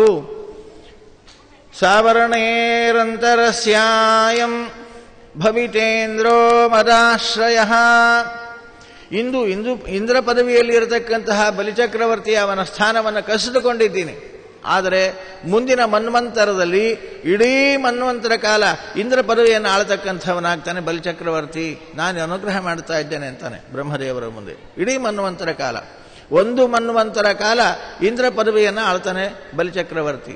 ಒಂದು ಮನ್ವಂತರ ಕಾಲ ಅಂದರೆ ಎಷ್ಟು ವಿಸ್ತೃತವಾಗಿರತಕ್ಕಂತಹ ಕಾಲ ಅಂದರೆ 43,20,000 ಇಂಟು 71 ಇಷ್ಟು ಕೋಟಿ ವರ್ಷಗಳ ಕಾಲ ಒಂದು ಮನ್ವಂತರ ಕಾಲ ಅಂದ್ರೆ ಅಷ್ಟು ಕಾಲ ಇಂದ್ರ ಪದವಿಯಲ್ಲಿ ಸುಸ್ಥಿತಿಯಲ್ಲಿರ್ತಾನೆ ಬಲಿಚಕ್ರವರ್ತಿ. ಮುಂದಿನ ಮನ್ವಂತರದಲ್ಲಿ ನನ್ನ ಅನುಗ್ರಹದಿಂದ ಇದನ್ನು ಅನುಗ್ರಹ ಮಾಡಿದ್ದೀನಿ ನೋಡು. ಇಂದ್ರಸೇನ ಮಹಾಭಾಗ ಯಾಹಿ ಭೋ ಭದ್ರಮಸ್ತುತೆ ಸುತಲಂ ಸ್ವರ್ಗಿಭಿ ಪ್ರಾರ್ಥ್ಯಂ ಜ್ಞಾತಿಭಿ ಪರಿವಾರಿತಃ. ಹೇ ಬಲಿಚಕ್ರವರ್ತಿ, ಆ ಮುಂದಿನ ಮನ್ವಂತರ ಬರುವವರೆಗೆ ನೀನು ಸುತಲ ಲೋಕದಲ್ಲಿ ನಿನ್ನ ಎಲ್ಲ ಪರಿವಾರವನ್ನು ಕೂಡಿಕೊಂಡು ಸುಖವಾಗಿ ವಾಸ ಮಾಡತಕ್ಕಂಥವನಾಗು. ಸ್ವರ್ಗಲೋಕವನ್ನು ಕಸಕೊಂಡು ಸುತಲ ಲೋಕಕ್ಕೆ ಕಳಿಸಿ ನಂದೆಲ್ಲ ಕಸಗೊಂಡ್ಬಿಟ್ಟು ನಾನೇನು ಸುಖವಾಗಿರ್ತೀನಿ ಅಂತನೂ ಬೇಡ. ಸುತಲ ಲೋಕದಲ್ಲಿ ನಿನಗೆ ಎಂತಹ ಸೌಭಾಗ್ಯವನ್ನು ಕೊಡ್ತೇನೆ ಅಂದರೆ ಸುತಲಂ ಸ್ವರ್ಗಿಭಿಪ್ರಾರ್ಥ್ಯಂ, ಸ್ವರ್ಗಲೋಕದ ಸಂಪತ್ತುಗಿಂತ ಒಂದು ತೂಕ ಹೆಚ್ಚು, ಅಷ್ಟು ಅಪಾರವಾದ ಸೌಭಾಗ್ಯ ನಿನಗೆ ಸುತಲ ಲೋಕದಲ್ಲಿ ಕೊಡ್ತೇನೆ. ಆ ಸುತಲ ಲೋಕದಲ್ಲಿ ಅಂತಹ ಅಪಾರವಾದ ಸೌಭಾಗ್ಯವನ್ನು ಉಪಭೋಗ ಮಾಡುತ್ತಾ ಸುಖವಾಗಿ ವಾಸ ಮಾಡು. ಮುಂದಿನ ಮನ್ವಂತರದಲ್ಲಿ ನಿನ್ನ ನೇಂದ್ರ ಪದವಿಯಲ್ಲಿ ನಾನೇ ಕೂಡಿಸತಕ್ಕಂಥವನಾಗ್ತೀನಿ ಅಂತ ಹೇಳಿದಾಗ ಬಲಿಚಕ್ರವರ್ತಿಗೆ ಸಂತೋಷವಾಗಬೇಕಾಗಿತ್ತು. ಸಂತೋಷ ಆಗಲಿಲ್ಲ, ಸುಮ್ಮನೆ ಇದ್ದ. ಭಗವಂತನಿಗೆ ಗೊತ್ತಾಯಿತು. ಅದಕ್ಕೆ ತಾನೇ ಪುನಃ ವರಪ್ರದಾನ ಮಾಡ್ತಾನಂತೆ ಬಲಿಚಕ್ರವರ್ತಿಗೆ. ಬಲಿಚಕ್ರವರ್ತಿ, ಸ್ವರ್ಗಲೋಕಕ್ಕಿಂತ ಮೀರಿದ ಸಂಪತ್ತನ್ನು ನಿನಗೆ ಸುತಲ ಲೋಕದಲ್ಲಿ ಕೊಡ್ತೇನೆ ಎಂದಾಗ ನಿಂಗೆ ಸಂತೋಷ ಆಗಬೇಕಾಗಿತ್ತು. ನೀನು ಸಂತೋಷ ಪಡಲಿಲ್ಲ. ಯಾಕೆ ಅಂತ ನನಗೆ ಗೊತ್ತು, ನೀನು ಹೇಳಲಿಲ್ಲ, ಆದರೆ ನನಗೆ ಗೊತ್ತು. ಯಾಕೆ ಗೊತ್ತಾ? ಸ್ವರ್ಗಕ್ಕಿಂತ ಮೀರಿದ ಸಂಪತ್ತು ಅಲ್ಲಿ ಅಂದರೆ ದೇವತೆಗಳು ಮತ್ತೆ ಅಲ್ಲಿ ಸುತಲ ಲೋಕಕ್ಕೆ ಯುದ್ಧಕ್ಕೆ ಬಂದು ಅಲ್ಲಿಯೂ ನನ್ನ ಸ್ಥಾನ ಐಶ್ವರ್ಯವನ್ನು ಕಸಗೊಂಡ್ಬಿಟ್ರೆ ಅಂತ ನಿನಗೆ ಗಾಬರಿಯಲ್ಲ. ಏನು ತೊಂದರೆ ಇಲ್ಲ. ರಕ್ಷಿಷೇ ಸರ್ವತೋಹಂ ತ್ವಾಂ ಸಾನುಗಂ ಸಪರಿಚ್ಛದಂ ಸದಾ ಸನ್ನಿಹಿತಂ ವೀರ ತತ್ರ ಮಾಂ ದ್ರಕ್ಷತೆ ಭವಾನ್.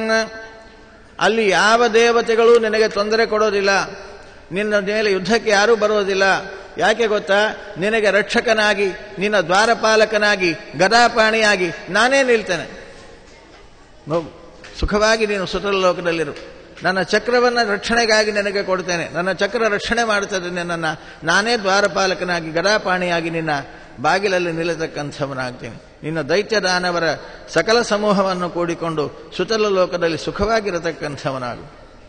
ಅಹೋ ಪ್ರಸಾದೋಸ್ಯ ಕೃತಃ ಸಮುದ್ಯತಃ ಪ್ರಪನ್ನ ಭಕ್ತಾರ್ಥ ವಿಧೌ ಸಮಾಹಿತಃ ಯಲ್ಲೋಕಪಾಲೈಃ ತದನುಗ್ರಹೋ ಮರೈಃ ಲಬ್ಧೋ ಪೂರ್ವ ಅಪಸಸದೆ ಸುರೇರ್ಪಿತಃ ಅಂತಾನೆ ಬಲಿಚಕ್ರವರ್ತಿ. ಅಹೋ ಪ್ರಸಾದ, ಏನೋ ಅಪಾರವಾದ ಅನುಗ್ರಹವನ್ನು ನನ್ನ ಮೇಲೆ ಮಾಡತಕ್ಕಂಥವನಾದಿ ಸ್ವಾಮಿ ಅಂತ ಅಂದರೆ ಆ ಪ್ರಾರ್ಥನೆಯನ್ನು ಮುಂದುವರಿಸ್ತಾರೆ ಪ್ರಹ್ಲಾದರಾಜರು. ಅವನು ಮಾಡಿದ ಕಾರುಣ್ಯ ಎಷ್ಟು ಅಪಾರವಾದದ್ದು ಅನ್ನೋ ವಿಷಯದಲ್ಲಿ ಪ್ರಹ್ಲಾದರಾಜರು ಮತ್ತೆ ಮಾತನಾಡ್ತಾರೆ ಭಗವಂತನನ್ನು ಕುರಿತು. ನೇಮಂ ವಿರಿಂಚೋ ಲಭತೆ ಪ್ರಸಾದಂ ನ ಶ್ರೀರ್ನ ಶರ್ವಃ ಕಿಮುತಾ ಪರೇತೆ ಯನ್ನೋ ಸುರಾಣಾಮಸಿ ದುರ್ಗಪಾಲಃ ವಿಶ್ವಾಭಿವಂದ್ಯೈಃ ಅಭಿವಂದಿತಾಂಘ್ರಿಃ. ಹೇ ಸ್ವಾಮಿ, ನನ್ನ ಮೊಮ್ಮಗನಾಗಿರತಕ್ಕಂತಹ ಬಲಿಚಕ್ರವರ್ತಿಯ ಮೇಲೆ ನೀನು ಮಾಡಿದ ಅಪಾರವಾದ ಅನುಗ್ರಹವನ್ನು ನೋಡಿದರೆ ಇಷ್ಟು ಅನುಗ್ರಹವನ್ನು ನಿನ್ನ ಹಿರಿಯ ಮಗನಾದ ಬ್ರಹ್ಮದೇವರ ಮೇಲೆ ಆದರೂ ಮಾಡಿದ್ಯೋ ಇಲ್ಲೋ ಅಂತ ಅನಿಸ್ತು ನನಗೆ ಅಂತಾರೆ. ನೇಮಂ ವಿರಿಂಚಃ ಲಭತೆ ಪ್ರಸಾರಂ ನ ಶ್ರೀಹಿ ನ ಶರ್ವಃ. ಹೆಂಡತಿಯಾದ ಲಕ್ಷ್ಮೀದೇವಿಯ ಮೇಲೆ, ಹಿರಿಯ ಮಗನಾದ ಬ್ರಹ್ಮದೇವರ ಮೇಲೆ, ಮೊಮ್ಮಗನಾದ ರುದ್ರದೇವರ ಮೇಲೆ, ಅವರ ಮೇಲೆ ಕೂಡ ಇಷ್ಟು ಅನುಗ್ರಹ ಮಾಡಿದ್ಯೋ ಇಲ್ಲೋ. ಏನೋ ಅಪಾರವಾದ ಅನುಗ್ರಹವನ್ನು ನನ್ನ ಮೊಮ್ಮಗನ ಮೇಲೆ ಮಾಡಿದ್ದಿ ಸ್ವಾಮಿ ಅಂತಾರೆ. ಆಚಾರ್ಯ ತಾತ್ಪರ್ಯ ಬರೀತಾರಲ್ಲಿ. ಅದಕ್ಕೋಸ್ಕರವಾಗಿ ಲಕ್ಷ್ಮೀದೇವಿ ಮೇಲೆ, ಬ್ರಹ್ಮದೇವರ ಮೇಲೆ ಮಾಡಿದ ಅನುಗ್ರಹಕ್ಕಿಂತ ಹೆಚ್ಚು ಅನುಗ್ರಹವನ್ನು ಬಲಿಚಕ್ರವರ್ತಿ ಮೇಲೆ ಮಾಡೇನೆ ಅಂತಿಲ್ಲ. ಅವರವರ ಯೋಗ್ಯತೆಗೆ ಅನುಗುಣವಾಗಿ ಆಯಾ ರೀತಿಯಾಗಿ ಅನುಗ್ರಹ ಮಾಡತಕ್ಕಂಥವನು ಭಗವಂತ. ಆದರೆ ಪ್ರಹ್ಲಾದರಾಜರು ಹೀಗೆ ಹೇಳ್ತಾರಲ್ಲ ಅಂದರೆ ಒಂದೊಂದು ಕಾಲಕ್ಕೆ ಒಬ್ಬರಿಗೆ ಉನ್ನಾಹ ಕೊಡಲಿಕ್ಕಾಗಿ ಹಾಗೆ ಮಾತನಾಡ್ತಾರಷ್ಟೇ. ಅಂದರೆ ಆ ಮಾತು ಬಾಯಲ್ಲಿ ಬರಬೇಕಾದರೆ ಅದೆಂತಹ ಒಂದು ಕಾರುಣ್ಯ ಅವರು ಅನುಭವಿಸಿದ್ದಾರೆ, ಅದೆಷ್ಟೋ ಅನುಗ್ರಹದ ಸಂತೋಷ ಅವರಿಗೆ ಆಗಿದ್ದೀತು ಅನ್ನುವ ಅರ್ಥವನ್ನು ತಿಳಿಯಬೇಕೇ ಹೊರತು ಲಕ್ಷ್ಮೀದೇವಿಗಿಂತ ದೊಡ್ಡ ಅನುಗ್ರಹವನ್ನು ಬಲಿಚಕ್ರವರ್ತಿ ಮಾಲಿ ಮಾಡಿದ್ದಾನೆ ಅಂತ ತಿಳಿಯೋದಲ್ಲ. ಅಷ್ಟು ಸಂತೋಷ ಅವರಿಗೆ ಆಗಿರತಕ್ಕಂತಹದ್ದಾಗಿದೆ. ಹೀಗೆ ಅವರು ಪ್ರಾರ್ಥನೆಯನ್ನು ಮಾಡಿದ ನಂತರದಲ್ಲಿ ಭಗವಂತ ಪುನಃ ಪ್ರಹ್ಲಾದನನ್ನು ಕುರಿತು ಮಾತನಾಡ್ತಾನೆ. ವತ್ಸ ಪ್ರಹ್ಲಾದ ಭದ್ರಂತೆ ಪ್ರಯಾಹಿ ಸುತಲಾಲಯಂ. ಪ್ರಹ್ಲಾದ, ನಿನ್ನ ಮೊಮ್ಮಗನನ್ನು ಬಲಿಚಕ್ರವರ್ತಿಯನ್ನು ಕರೆದುಕೊಂಡು ಸುತಲ ಲೋಕಕ್ಕೆ ಹೋಗು, ಅಲ್ಲಿ ಸುಖವಾಗಿ ವಾಸ ಮಾಡತಕ್ಕಂಥವನಾಗು. ಇಷ್ಟರವರೆಗೆ ನಿನ್ನ ಅನುಭವದ ಮಾತುಗಳನ್ನು ಅವನಿಗೆ ಹೇಳ್ತಾ ಇದ್ರೆ ಅವನಿಗೆ ಅನುಭವ ಇದ್ದಿಲ್ಲ. ನಿನ್ನ ಮಾತುಗಳು ಕೇಳುತ್ತಿದ್ದ, ಅನುಭವಿಸಲಿಕ್ಕಾಗಿಲ್ಲ ಅವನಿಗೆ. ಈಗ ತತ್ವ ಅವನಿಗೂ ಅನುಭವಕ್ಕೆ ಬಂದಿದೆ. ಹಾಗಾಗಿ ನಿನ್ನ ಮಾತು ಅವನಿಗೆ ಹೆಚ್ಚು ಆನಂದಕ್ಕೆ ಕಾರಣವಾಗ್ತದೆ. ತತ್ವೋಪದೇಶವನ್ನು ಮಾಡುತ್ತಾ ಕೇಳಿ ಅವನನ್ನು ಆನಂದ ಪಡಲಿ, ಹೇಳಿ ನೀನು ಆನಂದ ಪಡು. ಸುಖವಾಗಿ ಅಲ್ಲಿ ವಾಸ ಮಾಡತಕ್ಕಂಥವರಾಗ್ರಿ. ನಿತ್ಯದಲ್ಲಿ ನನ್ನ ದರ್ಶನ ನಿಮಗೆ ಆಗತಕ್ಕಂಥದ್ದಾಗ್ತದೆ. ನಿಮ್ಮ ರಕ್ಷಣೆಗಾಗಿ ಗದಾಪಾಣಿಯಾಗಿ ಸದಾ ಸರ್ವಕಾಲದಲ್ಲಿ ಸುತಲ ಲೋಕದಲ್ಲಿ ಒಂದು ರೂಪದಿಂದ ನಾನಿರ್ತೇನೆ. ನನ್ನನ್ನು ನೋಡ್ತಾ, ನನ್ನ ತತ್ವವನ್ನು ವಿಚಾರ ಮಾಡ್ತಾ, ಪರಸ್ಪರ ಹಂಚಿಕೊಳ್ತಾ ಸಂತೋಷದಿಂದ ವಾಸ ಮಾಡತಕ್ಕಂಥವರಾಗ್ರಿ. ನನ್ನ ದರ್ಶನ, ನನ್ನ ಜೊತೆ ಸಂಭಾಷಣೆ, ನನ್ನ ಕಾರುಣ್ಯ, ನನ್ನ ಅನುಗ್ರಹದಿಂದ ನನ್ನ ವಿಸ್ಮೃತಿ ನಿಮಗೆ ಎಂದೂ ಬಾರದೇ ಇರಲಿ. ಕರ್ಮಬಂಧದಿಂದ ನಿರ್ಮುಕ್ತರಾಗತಕ್ಕಂಥವರಾಗರಿ ಅಂತ ಅನುಗ್ರಹಿಸಿದಾಗ ಆ ಆಜ್ಞೆಯನ್ನು ಸ್ವೀಕಾರ ಮಾಡಿ ಪ್ರಹ್ಲಾದರಾಜರು ಮೊಮ್ಮಗನಾದ ಬಲಿಚಕ್ರವರ್ತಿಯಿಂದ ಕೂಡಿಕೊಂಡು ಹೊರಡಲಿಕ್ಕೆ ಸಿದ್ಧನಾಗಿರತಕ್ಕಂತಹ ಸಂದರ್ಭದಲ್ಲಿ ಪರಮಾತ್ಮ ಶುಕ್ರಾಚಾರ್ಯರನ್ನು ಕರೆದನಂತೆ. ಶುಕ್ರಾಚಾರ್ಯರನ್ನು ಕರೆದು ಹೇಳ್ತಾನೆ, ಬ್ರಹ್ಮನ್ ಸಂತನು ಶಿಷ್ಯಸ್ಯ ಕರ್ಮಚ್ಛಿದ್ರಂ ವಿತನ್ವತಃ ಯತ್ತತ್ಕರ್ಮ ಸುವೈಷಮ್ಯಂ ಬ್ರಹ್ಮದೃಷ್ಟಂ ಸಮಂ ಭವೇತ್. ಶುಕ್ರಾಚಾರ್ಯರೇ, ನಿಮ್ಮ ಶಿಷ್ಯನಾಗಿರತಕ್ಕಂತಹ ಬಲಿಚಕ್ರವರ್ತಿ ಇಂದ್ರ ಪದವಿಯಲ್ಲಿ ಗಟ್ಟಿಯಾಗಿ ನಿಲ್ಲಬೇಕು ಅನ್ನುವ ಕಾರಣಕ್ಕಾಗಿ 99 ಅಶ್ವಮೇಧ ಯಾಗಗಳನ್ನು ಮಾಡಿಸಿ 100ನೇ ಅಶ್ವಮೇಧ ಯಾಗವನ್ನು ಮಾಡಿಸ್ತಾ ಇದ್ರಿ. ಸೋಮರಸ ಪಾನ ಮಾಡುವ ದಿನವೇ ನಾನು ಬಂದು ಸರ್ವಸ್ವವನ್ನು ಅಪಹಾರ ಮಾಡತಕ್ಕಂಥವನಾದೆ. ಯಜ್ಞ ಅರ್ಧದಲ್ಲಿ ನಿಲ್ಲಿತು. ಇದು ವೇದೋಕ್ತವಾದ ಕರ್ಮ, ಹೀಗೆ ಅರ್ಧದಲ್ಲಿ ನಿಲ್ಲಬಾರದು. ಅದನ್ನು ಪೂರ್ಣ ಮಾಡತಕ್ಕಂಥವರಾಗ್ರಿ. ಅದರ ಪೂರ್ಣ ಫಲ ಬಲಿಚಕ್ರವರ್ತಿಗೆ ಬರಬೇಕು. ಯಾಕೆ? ಮುಂದಿನ ಮನ್ವಂತರದಲ್ಲಿ ಅವನು ಶತಕ್ರತು ಅಂತ ಅನಿಸಿಕೊಂಡು 100 ಅಶ್ವಮೇಧ ಯಾಗ ಮಾಡಿದವ ಅನ್ನುವ ಪುಣ್ಯಕ್ಕೆ ಕಾರಣನಾಗಿ ಅವನು ಇಂದ್ರ ಪದವಿಯನ್ನು ಆಳಬೇಕಾಗಿದೆ. ಅದಕ್ಕೋಸ್ಕರವಾಗಿ ಆ ಯಜ್ಞವನ್ನು ಪೂರ್ಣ ಮಾಡತಕ್ಕಂಥವರಾಗ್ರಿ ಅಂತ ಹೇಳಿದಾಗ ಶುಕ್ರಾಚಾರ್ಯರು ನಗುತ್ತಾ ಇದ್ದಾರೆ. ಕಸ್ತತ್ಕರ್ಮ ವೈಷಮ್ಯಂ ಯಸ್ಯ ಕರ್ಮೇಶ್ವರೋ ಭವಾನ್ ಯಜ್ಞೇಶೋ ಯಜ್ಞಪುರುಷಃ ಸರ್ವಭಾವೇನ ಪೂಜಿತಃ. ಸ್ವಾಮಿ, ಯಾವುದೇ ಕರ್ಮ ಅದು ಪರಿಪೂರ್ಣವಾಗಬೇಕಾದರೆ ನೀನು ಪ್ರೀತನಾಗಬೇಕು. ನೀನು ಪ್ರೀತನಾದಾಗಲೇ ಆ ಕರ್ಮ ಪೂರ್ಣ ಅಂತ ಆಗ್ತದೆ. ಸ್ವತಃ ನೀನು ಅವತರಿಸಿ ಆ ಯಜ್ಞ ಫಲವನ್ನು ಸ್ವೀಕರಿಸಿ ಅವನಿಂದ ಸರ್ವಸ್ವ ದಾನವನ್ನು ಪಡೆದು ಅವನಿಗೆ ಅನುಗ್ರಹಿಸಿ ಪ್ರೀತನಾಗಿದ್ದಿ ಅಂದ ಮೇಲೆ ಯಜ್ಞ ಅಪೂರ್ಣ ಅಂತ ಯಾರು ಹೇಳ್ತಾರೆ? ಇದನ್ನು ಯಜ್ಞ ಪೂರ್ಣ ಆದ ಹಾಗೆ ಇದು. ಯಜ್ಞದ ಉದ್ದೇಶವೇ ನಿನ್ನ ಪ್ರೀತಿ.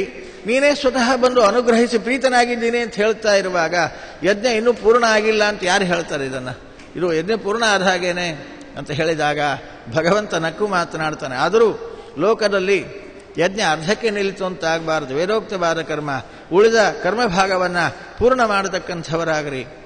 ಮಂತ್ರತಂತ್ರಚ್ಛಿದ್ರಂ ದೇಶಕಾಲಾಹ ವಸ್ತುತಃ ಸರ್ವಂ ಕರೋತಿ ನಿಶ್ಛಿದ್ರಂ ಅನುಸಂಕೀರ್ತನಂ ತವ. ಶುಕ್ರಾಚಾರ್ಯರಂದರು, ನಾವು ಮಾಡಿರತಕ್ಕಂತಹ ಕರ್ಮದಲ್ಲಿ ಅನೇಕ ಥರದ ಲೋಪಗಳು ಅಂತಿರ್ತವೆ. ಮಂತ್ರೋಚ್ಚಾರದಲ್ಲಿ ಲೋಪಗಳು. ಯಾವ ಮಂತ್ರವನ್ನು ಯಾವ ಸ್ವರದಿಂದ ಹೇಳಬೇಕೋ ಆ ಸ್ವರದಲ್ಲಿ ಅಕಸ್ಮಾತ್ತಾಗಿ ವ್ಯತ್ಯಾಸವಾಗಿ ಮಂತ್ರದಲ್ಲಿ ದೋಷ ಅನ್ನತಕ್ಕಂಥದ್ದು ಬರಲಿಕ್ಕುಂಟು. ಅಥವಾ ಮಂತ್ರವನ್ನು ಚೆನ್ನಾಗಿ ಅಂದ ಅಂದರೂ ಕೂಡ ಮಾಡುವ ತಂತ್ರದಲ್ಲಿ ಏನಾದರೂ ದೋಷಗಳು ಬರಲಿಕ್ಕುಂಟು. ಮಂತ್ರ ತಂತ್ರ, ಇನ್ನು ಮಾಡುವ ದೇಶದಲ್ಲಿ ಯಾವುದೋ ಒಂದು ಸ್ಪೃಷ್ಟಾಸ್ಪೃಷ್ಟ ದೋಷದಿಂದ ದೋಷ ಆಗಲಿಕ್ಕುಂಟು. ಅಥವಾ ಕಾಲದಿಂದ ಕಾಲಿಕವಾಗಿರತಕ್ಕಂತಹ ದೋಷ ಬರಲಿಕ್ಕುಂಟು. ಹೀಗೆ ಅನೇಕ ವಿಧವಾದ ದೋಷಗಳು ನಮ್ಮ ಕರ್ಮದಲ್ಲಿ ನಡೆದೇ ನಡೀತದೆ. ಯಾವ ದೋಷವೂ ಇಲ್ಲದ ಕರ್ಮ ಅಂತ ಲೋಕದಲ್ಲಿ ಇಲ್ಲವೇ ಇಲ್ಲ. ಯಾವ ಕರ್ಮವನ್ನು ಮಾಡಿದರೂ ಕೂಡ ಅದಕ್ಕೊಂದು ದೋಷ ಅಂತ ಇರ್ತದೆ. ಆದರೆ ಹಾಗಾದರೆ ಶುದ್ಧ ಯಾವಾಗ ಆಗ್ತದೆ ಅಂದರೆ ಅದಕ್ಕಂತಾರೆ ಸರ್ವಂ ಕರೋಪಿ ನಿಶ್ಚಿದ್ರಂ ಅನುಕ ಸಂಕೀರ್ತನಂ ತವ. ನಿನ್ನ ಸ್ಮರಣೆ ಕಡೆಯ ಕಾಲದಲ್ಲಿ ಮಾಡಿದಾಗ ನಿನ್ನ ಸ್ಮರಣೆಯಿಂದ ನಿನ್ನ ನಾಮ ಸಂಕೀರ್ತನೆಯಿಂದ ಆ ಕರ್ಮ ಎಲ್ಲ ದೋಷಗಳಿಂದ ಮುಕ್ತವಾಗಿದ್ದು ಸತ್ಕರ್ಮ ಅಂತ ಅನಿಸಿಕೊಳ್ಳತಕ್ಕಂಥದ್ದಾಗ್ತದೆ. ಅಂಥದ್ದರಲ್ಲಿ ನಿನ್ನ ಕೇವಲ ಸಂಕೀರ್ತನೆ ಇಲ್ಲ, ಈ ಯಜ್ಞಕ್ಕೆ ಸಾಕ್ಷಾತ್ ನೀನೇ ಬಂದು ದರ್ಶನವನ್ನು ಕೊಟ್ಟು ಸಾಕ್ಷಾತ್ಕೃತನಾಗಿದ್ದಿ ಅಂದ ಮೇಲೆ ಈ ಯಜ್ಞ ಅಪೂರ್ಣ ಅಂತ ಹೆಂಗೆ ಹೇಳಬೇಕು ಸ್ವಾಮಿ? ಆದರೂ ನೀನು ಆಜ್ಞೆ ಮಾಡ್ತೀ ಅಂದಾಗ ಆ ಯಜ್ಞವನ್ನು ಪೂರ್ಣ ಮಾಡತಕ್ಕಂಥವನಾಗ್ತೀನಿ ಅಂತ ಶುಕ್ರಾಚಾರ್ಯರು ಬಲಿಚಕ್ರವರ್ತಿಯನ್ನು ಕೂಡಿಸಿ ಆ ಯಜ್ಞವನ್ನು ಪೂರ್ಣ ಮಾಡತಕ್ಕಂಥವರಾಗಿದ್ದಾರಂತೆ.